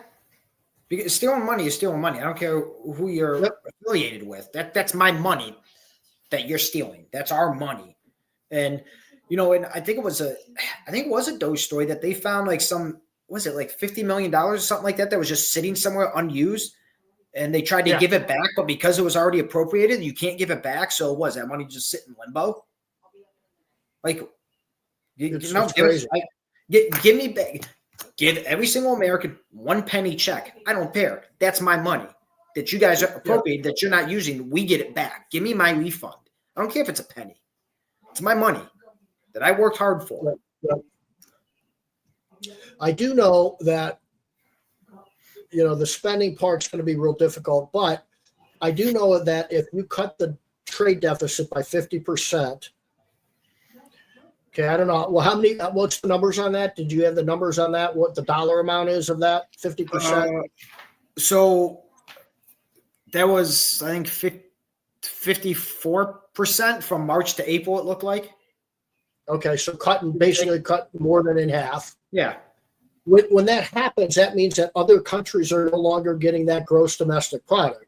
That comes to the United States. So that will create growth. If we're able to grow it like a 4% rate over the next 3 or 4 years, okay, the tax cuts go into effect, okay. If we're able to do that, the problem is going to be that would actually reduce the debt big time, okay, as long as they didn't spend that excessive money that comes in. Let's make believe that they don't spend it, but they actually put it down to pay down the debt. Okay, let's say that magically happened. Yeah, let's live in Neverland with Peter Pan. There is potential for that to happen. Then the problem is, where do you find all these human beings to go out and do these jobs? That takes me back to the immigration thing. Yeah, which is where I think we led in with my whole DACA thing of talking about, okay, let's bring them in, let's tax them so they can become a U.S. citizen because they got to pay a fee anyway, and let's use them. And I think we can. I think that seems like a reasonable solution. I don't understand why that wouldn't be. And so you get some of the part of the country going, well, we need illegal immigrants because Americans won't do these jobs. And I've heard like Americans aren't going to want to do house cleaning and hotel cleaning. Well, I've got clients that are paying cleaners $55,000, $60,000 a year to clean homes. Okay, so yes, Americans will do a $55,000 to $60,000 a year job. So I hate that. I don't even want to hear that stuff anymore. And if prices skyrocket, the market crashes, inflation goes up. I promise you, if somebody wants to eat, they're going to work a job, and it don't matter what it is. If it puts money in their pocket and put food on the table, they're going to do it. And a lot of this, I think, has to do with the trade deficit with China and the tariffs with China. I think it all does tie in. Right. Because of what China's done a lot of horrible things. And there's a BBC article in 2020, and I looked it up. This is when I was texting you earlier saying I'm trying to do some last minute research. This was one of them. It was a BBC article in 2021 about the trade war with China and some of the other things that were going on. And, when they came into the WTO, and it's not just us that was complaining about them either. You had countries like Australia, Japan, a whole slew of them, Canada. They were all complaining about China and what they were doing and undermining the agreed trade rules, the preferential treatment that they gave to state enterprises, data restrictions, inadequate enforcement of the intellectual property rights, cyber threats, and not to mention the forced labor of the Uyghurs. So but then that also goes to, okay, but what did our Congress do about it with the tariffs? They didn't do anything. And now Trump wants to do something. You're saying, whoa, you can't do that. That's our realm. Well, excuse me, dumbass. Yeah, that was your realm. And you sat on your hands for years and didn't do a thing. You contributed horribly to this, or you didn't contribute. Right. So we are where we are. Now this guy comes in and says, well, wait a second. I'm going to start leveraging these countries with these tariffs, because if you want to I don't know if it was Howard Lutnick or Besant said, if you want to play in our market, you're going to pay a fee. Just like any PGA golf tournament, you pay an entry fee to compete to win the purse prize. There's no different than our market. We have the biggest market in the world. You want to come use our market, you are going to pay a fee.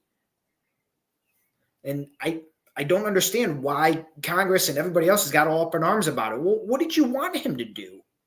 Right. He had to leverage somebody. Yeah, you want to call it strong arming or bad politics? I don't care what it is. If it benefits us, I'm in for it.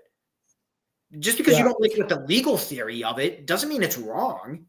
It's just a different interpretation of the legal system on that aspect. Well, I think it was played really well. Like I said, I was a little nervous when you see a couple months ago when the ports are like empty.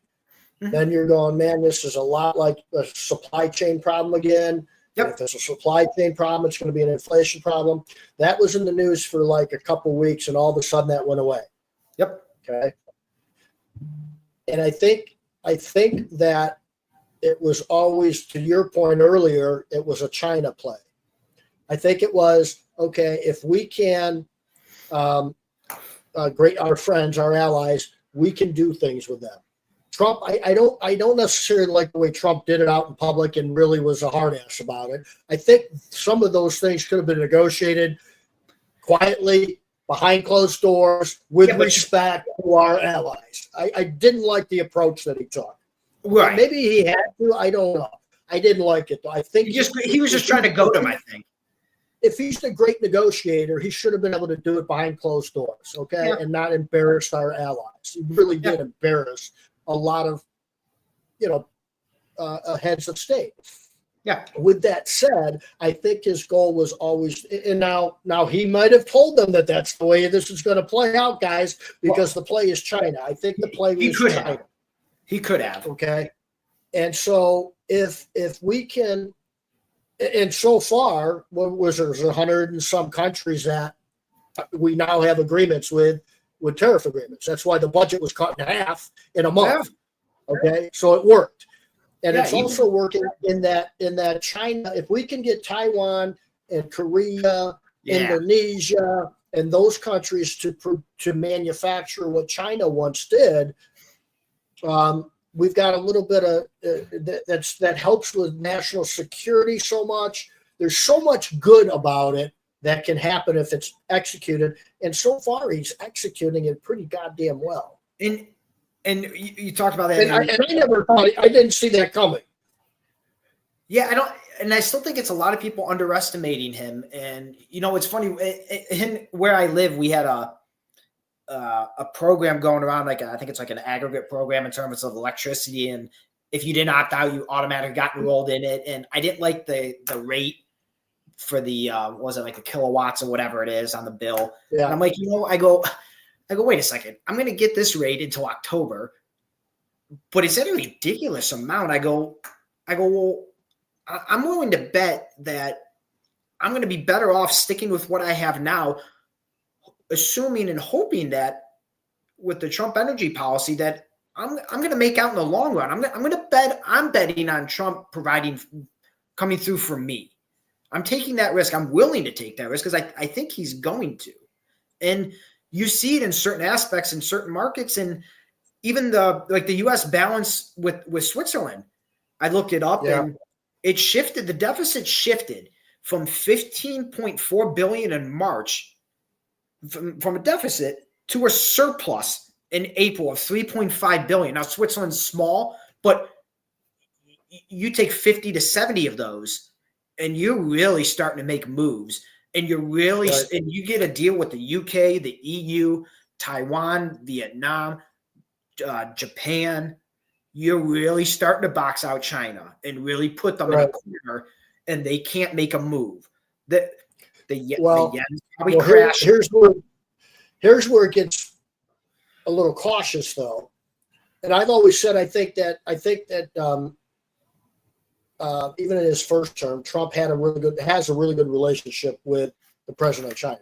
Okay, he does a ton of business in China, so I know they know each other very well.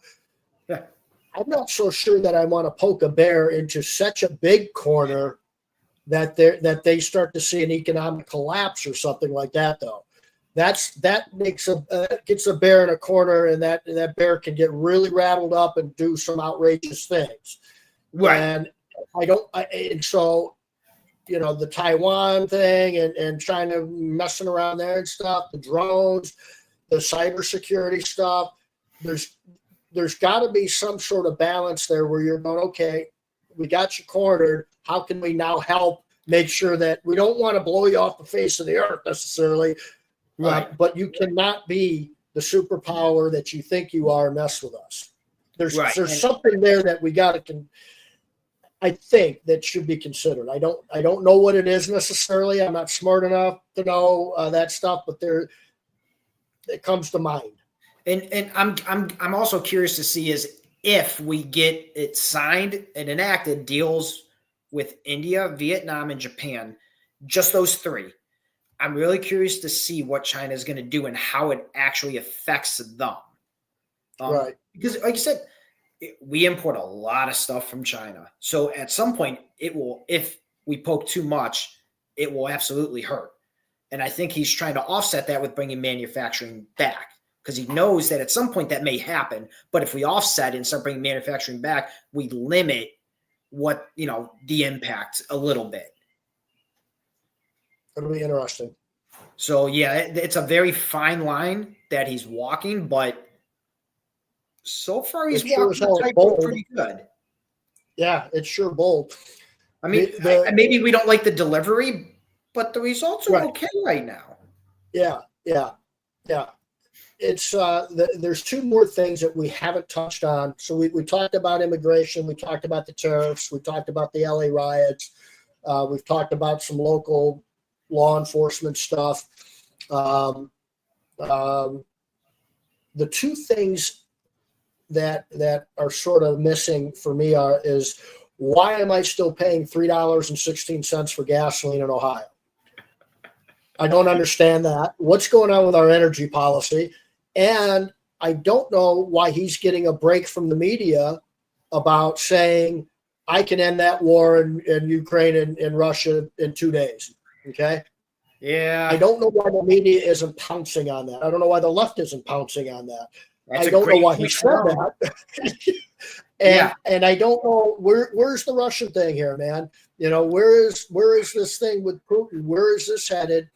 I don't know why the media hasn't been beating him over the head with that.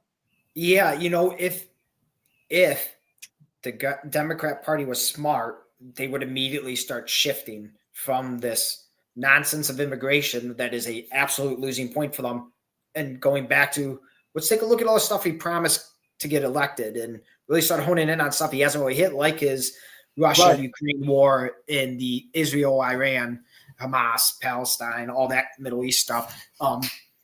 Because it's not really panning out for him right now, and it's kind of disappointing.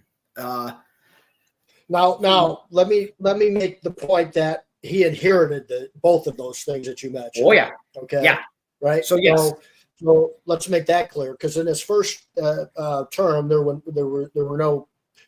It was a debate that I think it was with Hillary. It was the first debate in my lifetime that I did not hear a national security question at a presidential debate, when he was running.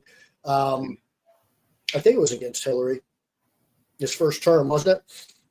Yes. No, it was against no, his first.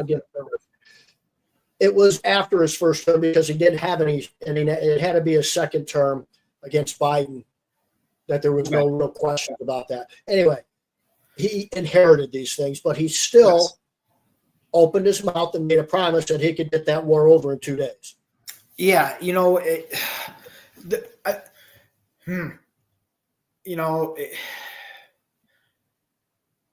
I don't know. I think he's really I don't want to say he's hesitating, because I think he doesn't want to be dragged. He doesn't want the U.S. to be dragged into a war, whether it's in Europe or the Middle East. But I don't think, especially with the Israel-Iran one, I don't think we would be dragged into that at all, because the sanctions that he had in his first one crippled their economy. I don't know why we're not hammering down on that again. Right. And, honestly, we just need to really start attacking their nuclear sites and facilities. We just need it. We have to. I mean, we're talking about Iran. Yes, don't give them the opportunity to build. What was it for? Was it like fusion centers for energy or whatever it is they're claiming? They're not doing that. And anybody with half a brain knows that that's not what they're using it for. So we just need to take them out. That's my personal belief. We just need to take those out. Because nothing good is going to come from them having that, no matter what they say. Any agreement that's been made, they've never honored. So they gotta go. The nuclear sites gotta go. I'm not talking about, civilians, women, children, things like that, but the sites themselves have to go. Or just let Prime Minister Netanyahu take care of it. What about the going back to the Russia and Ukraine deal? What about the mineral agreement that we have with Ukraine? That's kind of lost. That's lost space on the news too. And I'm wondering why. That seemed to me to be some sort of leverage that we had there to get that war to either slow down or come to an end. But that sort of paused. So there's something going on behind the scene, I think, that we're not aware of, and I don't know what it is, because that's a pretty big damn deal to just go away, and he's not talking about it. Yeah, because so if it was going well, he'd be talking about it. Because we got mineral rights, and in exchange, we essentially gave Ukraine security assurances, which would in turn mean Russia's not going to attack, because now we have an interest. You're now attacking American interests. That's a big effing problem for us. And so what's the missing link there, right? There's something missing that I'm not sure of. Yeah, I don't know if I honestly think that maybe President Trump is afraid to go too far, because Putin is quite unpredictable.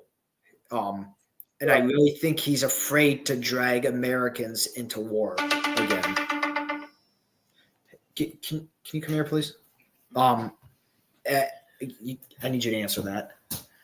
I think he is afraid to drag us into war, and that being a stain on his presidency, because if we are dragged into that, that's all that's gonna be talked about is President Trump. His lasting legacy is dragging America into yet another war in our far off nation. And I think he's very hesitant about that. And I get it. But he made the claim that he's going to end it. Okay, and let me he's not there yet. Pause for a second. When's the last time? Do you know when the last time him and Putin talked? Was it recently or was it? Sure. I know they talked in February. I don't know if they've talked since February. Can you hold on one second? Yeah, go for it. How do you Just Here, let me get you out of here for a minute. Let me know when you're ready to come back.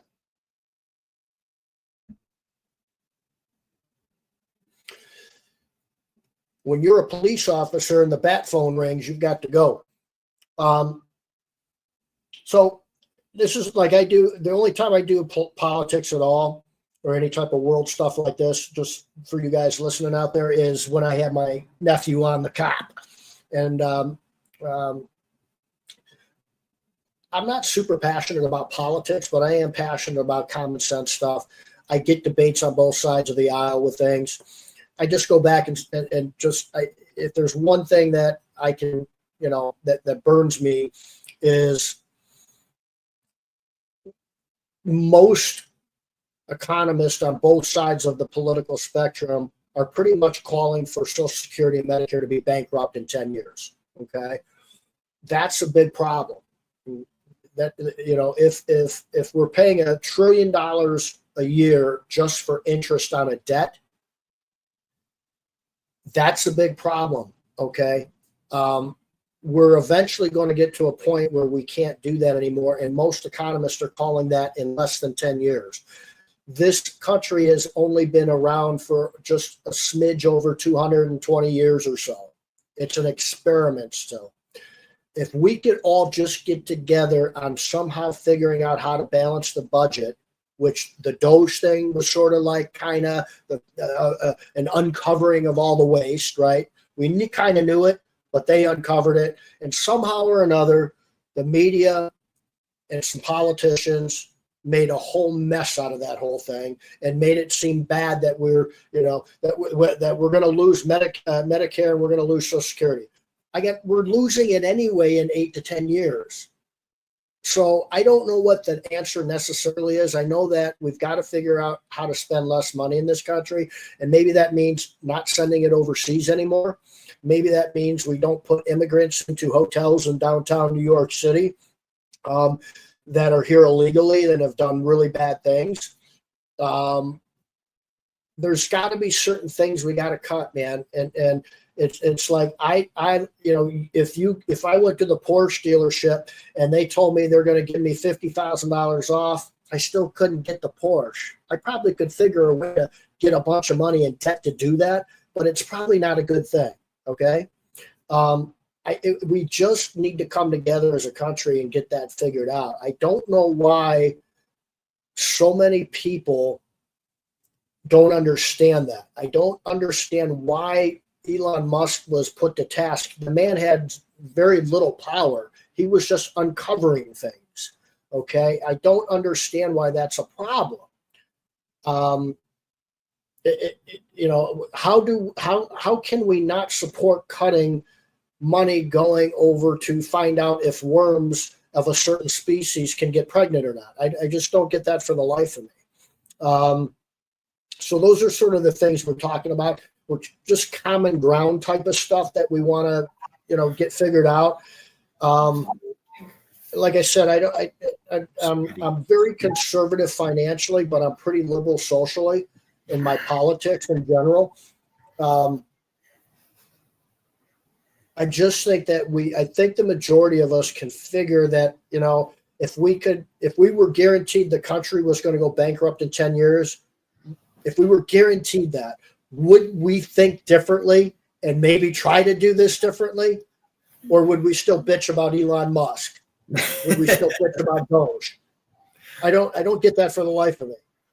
I just don't. I mean, because that's what's going to be happening, you know. And I this isn't like COVID where we're going to find out later that there was a bunch of lies about it. I mean, we're spending $1 trillion just in interest on debt, man.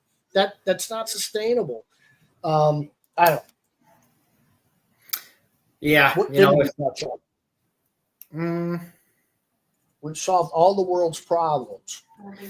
yeah, you know, it's, you know, if only I was elected, you know, we'd probably be far worse off than we are now.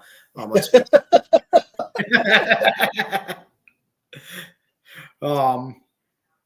You know, I think we covered quite a bit of ground for, was this just now cresting 2 hours? I guess so. The first hour kind of went, first half hour went slow, and then I just looked down and I didn't realize it was 9 o'clock already. Yeah. But yeah, I think, you know, I think we touched on a lot of topics, real lot of like logical thinking, unlike a lot of people down in DC. Yeah. We'll have to think of it was not long ago we were talking about Springfield, Ohio, and the eating of the cats and the dogs and things like that. Yeah, it felt like it was a year ago. Right, almost. right. We'd have to find that and see when that was. So you're not ready to talk about governor stuff yet, huh? Like there's a couple of candidates that are in that are coming up.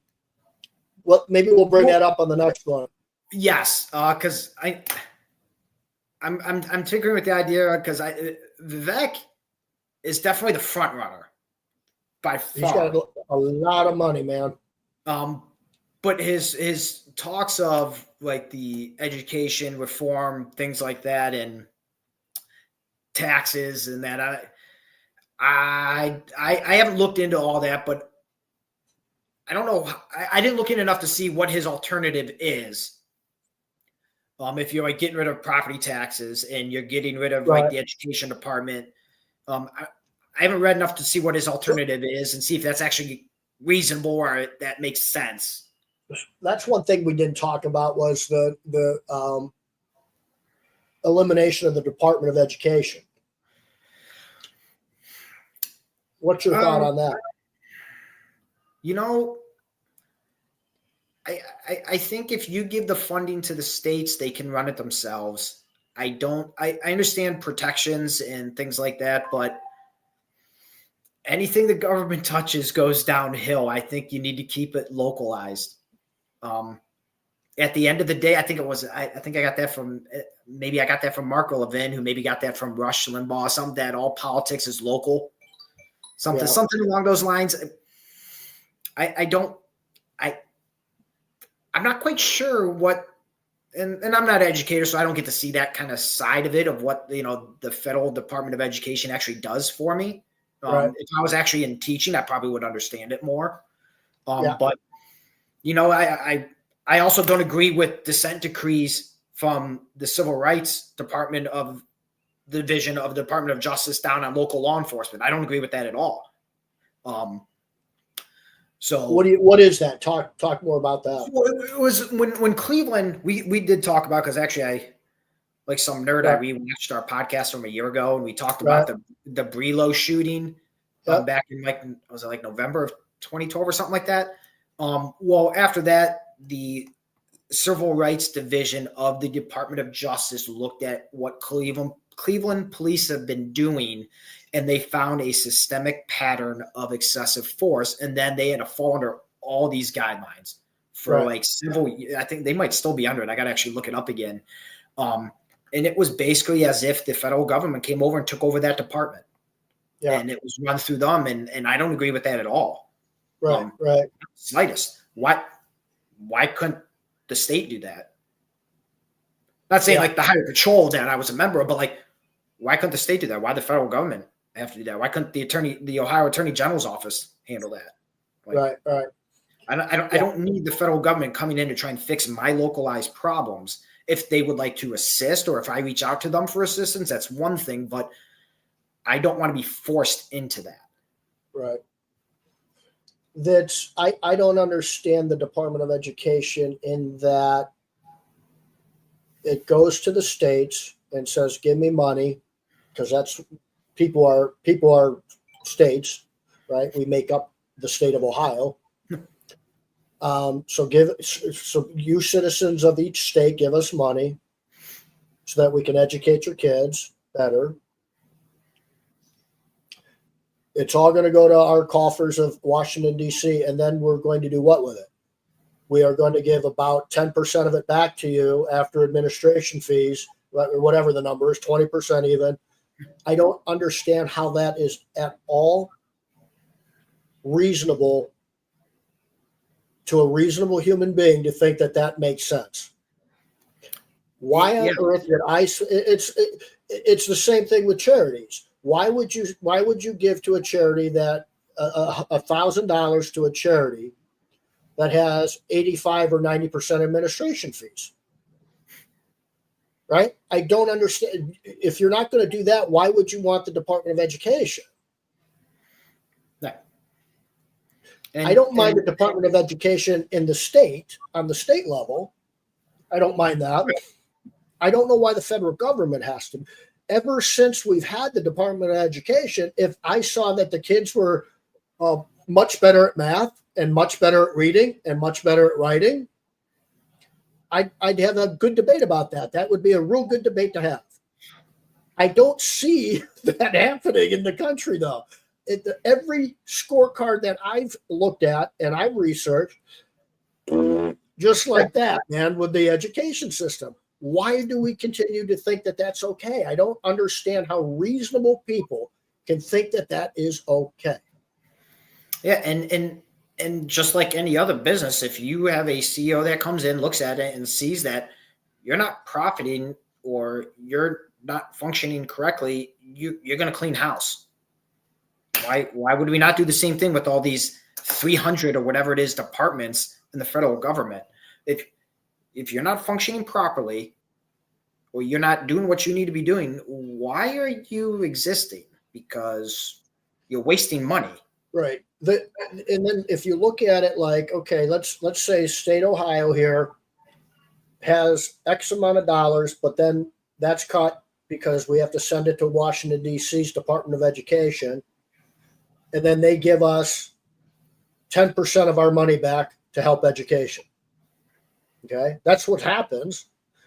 What then happens in the real world is that a department head says, our department's been cut, funding's been cut dramatically, so that's going to hurt the kids. Okay, no, because if that money never was taken from you in the first place and sent to Washington, D.C. and then given 10% back to you, we would have had the money for your department, right? Am I crazy? Yeah, no. I don't understand that for the life of me, other than it's power, it's money. But I get why politicians want that. I get why unions might like that. I don't understand why the normal Joe and Jane walking down Main Street thinks that that's reasonable.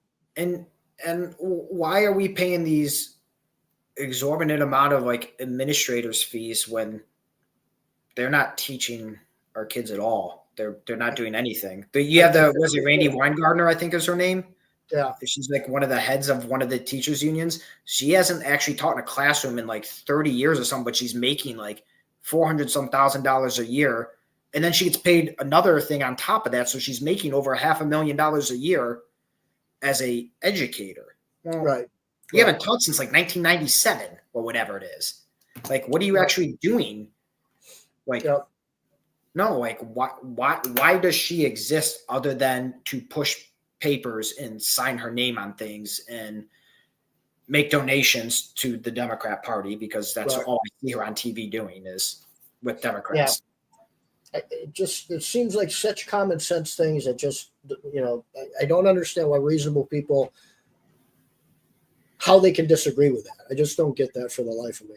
And then you have, Title IX is the big one that's being talked about. Well, that's not even enforced through the Department of Education. That's done through the Civil Rights Division of the Department of Justice. So why do we need the Department of Education when they just refer it to the DOJ, who then, looks into it and prosecutes it if, need be. So I don't understand some of that either.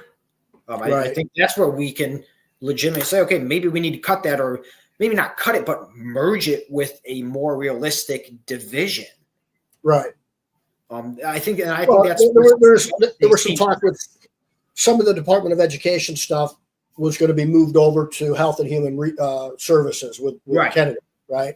They were talking about doing that, like to your point, merging some of that into one. It's called more efficiency, right? I mean, that's what it's called, So it'll be interesting to see that, but we'll have to come back and see what's going to happen here. You've got some pressing points with the Middle East. But I've been hearing about that for an awful long time in my lifetime, since like the 60s, 70s. And we've been able to isolate the nuclear stuff from Iran so far. The Middle East and the Jews have been at it for a long time. I don't know what there's been some good solutions there, or potential solutions. It's like healthcare. I know that our healthcare is a good healthcare system. It's not the best. I don't know the solution to make it perfect. I go back to this utopia stuff. It's just not. I do know this. 30 years ago, okay, I didn't have nasal necks because I have allergies to make my life a little more comfortable. Okay, I do now. Guess who has to pay for that? The insurance company has to pay for that because it's mandated that they do. I also know that there's, certain sexual operations that were never happening 30 years ago, 40 years ago, that are happening today. I know there are certain things that are covered today that were never covered 30 years ago. I know there's tremendous innovation with medical devices and procedures and chemotherapy pills instead of horrible other way. There's a lot of cool, good. We've got prime rib health care, but we have got to pay exorbitant amount of money for prime rib. Yep. You cannot get you can't pay for a Big Mac, but want the steak dinner prime rib on the plate. That seems to be a conflict, folks. So I don't know, I don't ever remember going to the doctor when I had a cold when I was a kid. Ever. Everybody goes to the doctor now when they have a cold. Everybody goes to what the hell was a minute care? There was no minute care 30 years ago, 40 years ago, right? Sarita kind of jokingly makes fun of me, but when I have a cold or a stuffy nose, I go back to days of Grammy Day. I rub Vicks all over me, and I start slamming some hottie toddies, and I'm ready to go. The old remedies work. That's right. And I'm sure, I don't know. I won't maybe one or too many hottie toddies, but I still slept just fine. Hottie toddies. Nothing wrong with that, man. Yeah, but that's the healthcare thing, right? I mean, I don't put a lot of blame on the health insurance companies.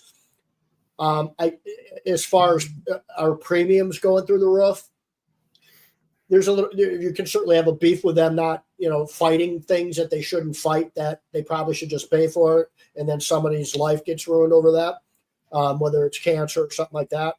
But their premiums have got to go through the roof because we're paying for so much now. And we're paying for illegal immigrants now and a lot of other things. But I do have a problem with the drug companies, and it'll be interesting to see what that's sort of one of those things. Wait a minute, I thought you were a libertarian or conservative. You want the government to intervene with the drug companies, right? See, these things are paradoxical. It's however, those drug companies will say misled about the addictiveness of opiates. Sure. So maybe we'll call it lying, but I'll be nice and I'll just say misled people on it. So I think that is when the government needs to step in okay, you misled people on this. You altered statistical data to get favored FDA approval. And by the way, you would hire former FDA people or vice versa, so then your paperwork could get pushed through. That's a problem. That's when something needs to be done in terms of a law enforcement agency. So you fine them $10 billion, which is like a 50-cent piece to you and me. Then what? I mean, what's that? That's the problem. They're just still in business because that's all we got. And I'd love to hear a conservative or a libertarian tell me why the government shouldn't try to reduce drug prices. Maybe for at least seniors. Okay. Why is it that we pay more than other countries? Is there something there that, how can you be anti-Obamacare but be pro-government, get into the drug cost? Which wasn't that part of Trump's trade and tariffs is talking about cost of medicines and stuff like that too. So like prescription drug costs. Yep. He's kind of addressing some things here, because you can't change Obamacare. Honestly, you're not going to get it done. It's not going to get passed, but you can work within the margins. I mean, right. And you got to find it somewhere. So he's saying, hey, why is it the same drug that we're paying $2,000 for here is $80 over in Europe? I think he made that analogy with like his fat friend or whatever he was talking about during one of his speeches. And it's like, well, wait a second. Why are they paying $80 in Europe and we're paying $2,000 here? Like, what the hell? Like, that don't make sense at all. If that's the actual case, like that don't make sense at all. I'm getting screwed here. Yeah. So I'm not smart enough to figure it out, but I do know that we've got, I think people conflate healthcare and health insurance. Those are two different things, right? Health insurance is the companies that pay for your insurance because you pay them a premium, just like car insurance. I think our health care, though, I think we've got the best doctors in the world, the best medicines in the world, probably the best facilities in the world by far. Yes. That's different, but you have got to pay for that. If you're going, who does pay for that? Insurance companies, right? Right. You can't go into the dealership and want to buy a Porsche for $10,000. What? No, that's not how it works. Right. You want top end, you pay top dollar. Like right. Pretty common sense. I'd like to actually hear somebody more, certainly smarter than me with politics and how the healthcare industry works. I think Mark Cuban he either did start or was talking about starting I don't know if it was health insurance or drug company. Might have been a drug company. I can't remember. One of the two, either health insurance or a drug company, where whatever their cost was, he was only going to charge 10% more than that. So his margins would only be 10%. I mean, why not? Don't know what that would do, but that sounded interesting. It sounded different, out of the box. That sounds like something Elon's going to come up with in a Sunday afternoon. All right, dude, 9:15 or so. I'm going to call it quits. That's 2 hours and 15 minutes or so. What else? Anything else before we unleash and get the hell out of here? No, I just think maybe some of this trade stuff we'll have to come back to in like the fall, give it like November, see where we're at with things. Cause I think we talked before, give or take 9 months and see where we're at with things and how they're panning out deal wise and the economy, the U.S. economy. And, fingers crossed it works out well and the economy booms and it's huge, whatever you want to call it. Huge.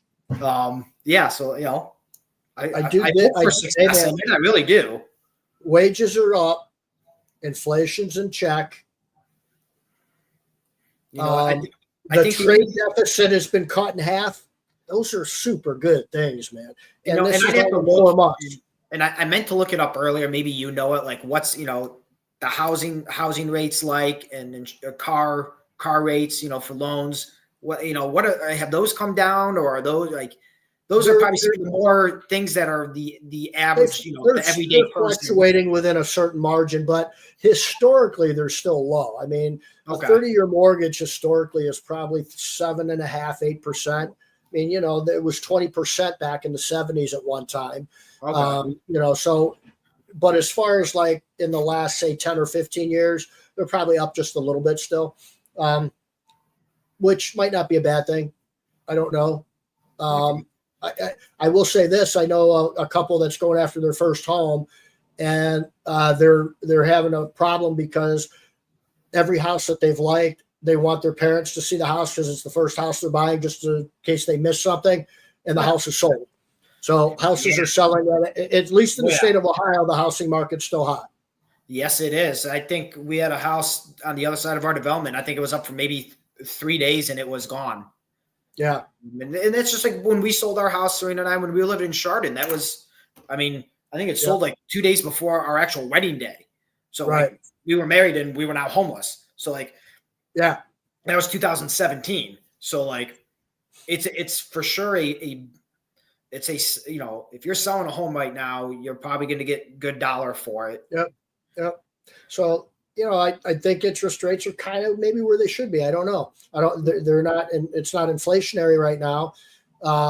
We've got a pretty steady economy. It's not racing through the roof, where we're going to get in trouble and see, how much talk was there about a recession that never came? I think JP Morgan rescinded that talks real quick, didn't they? Right. So, we're not. I don't hear any economists talking about a recession really anymore.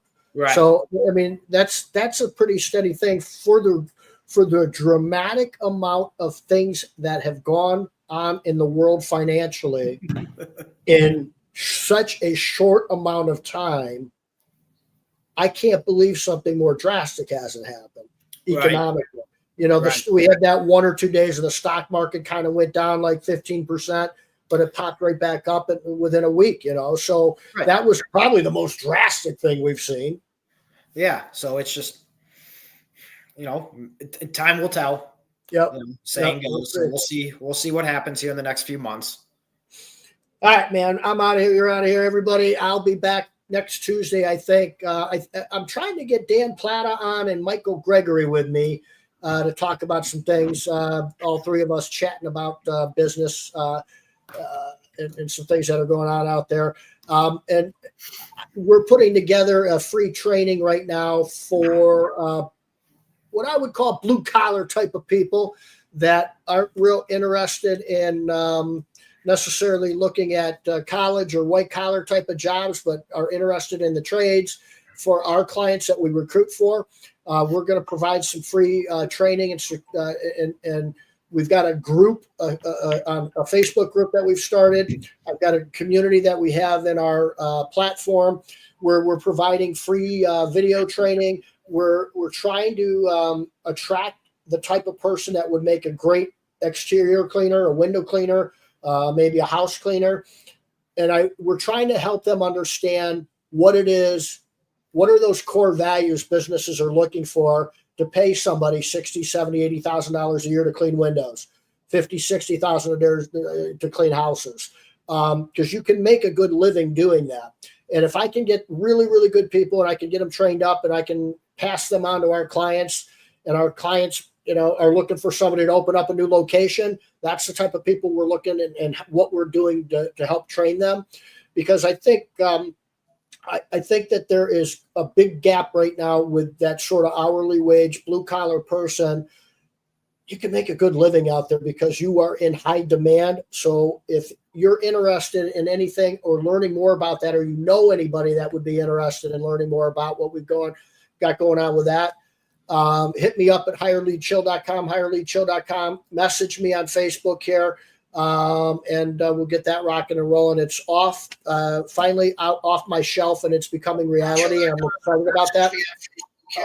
Other than that, I'm out of here. Adios. God bless. Take good care, everyone.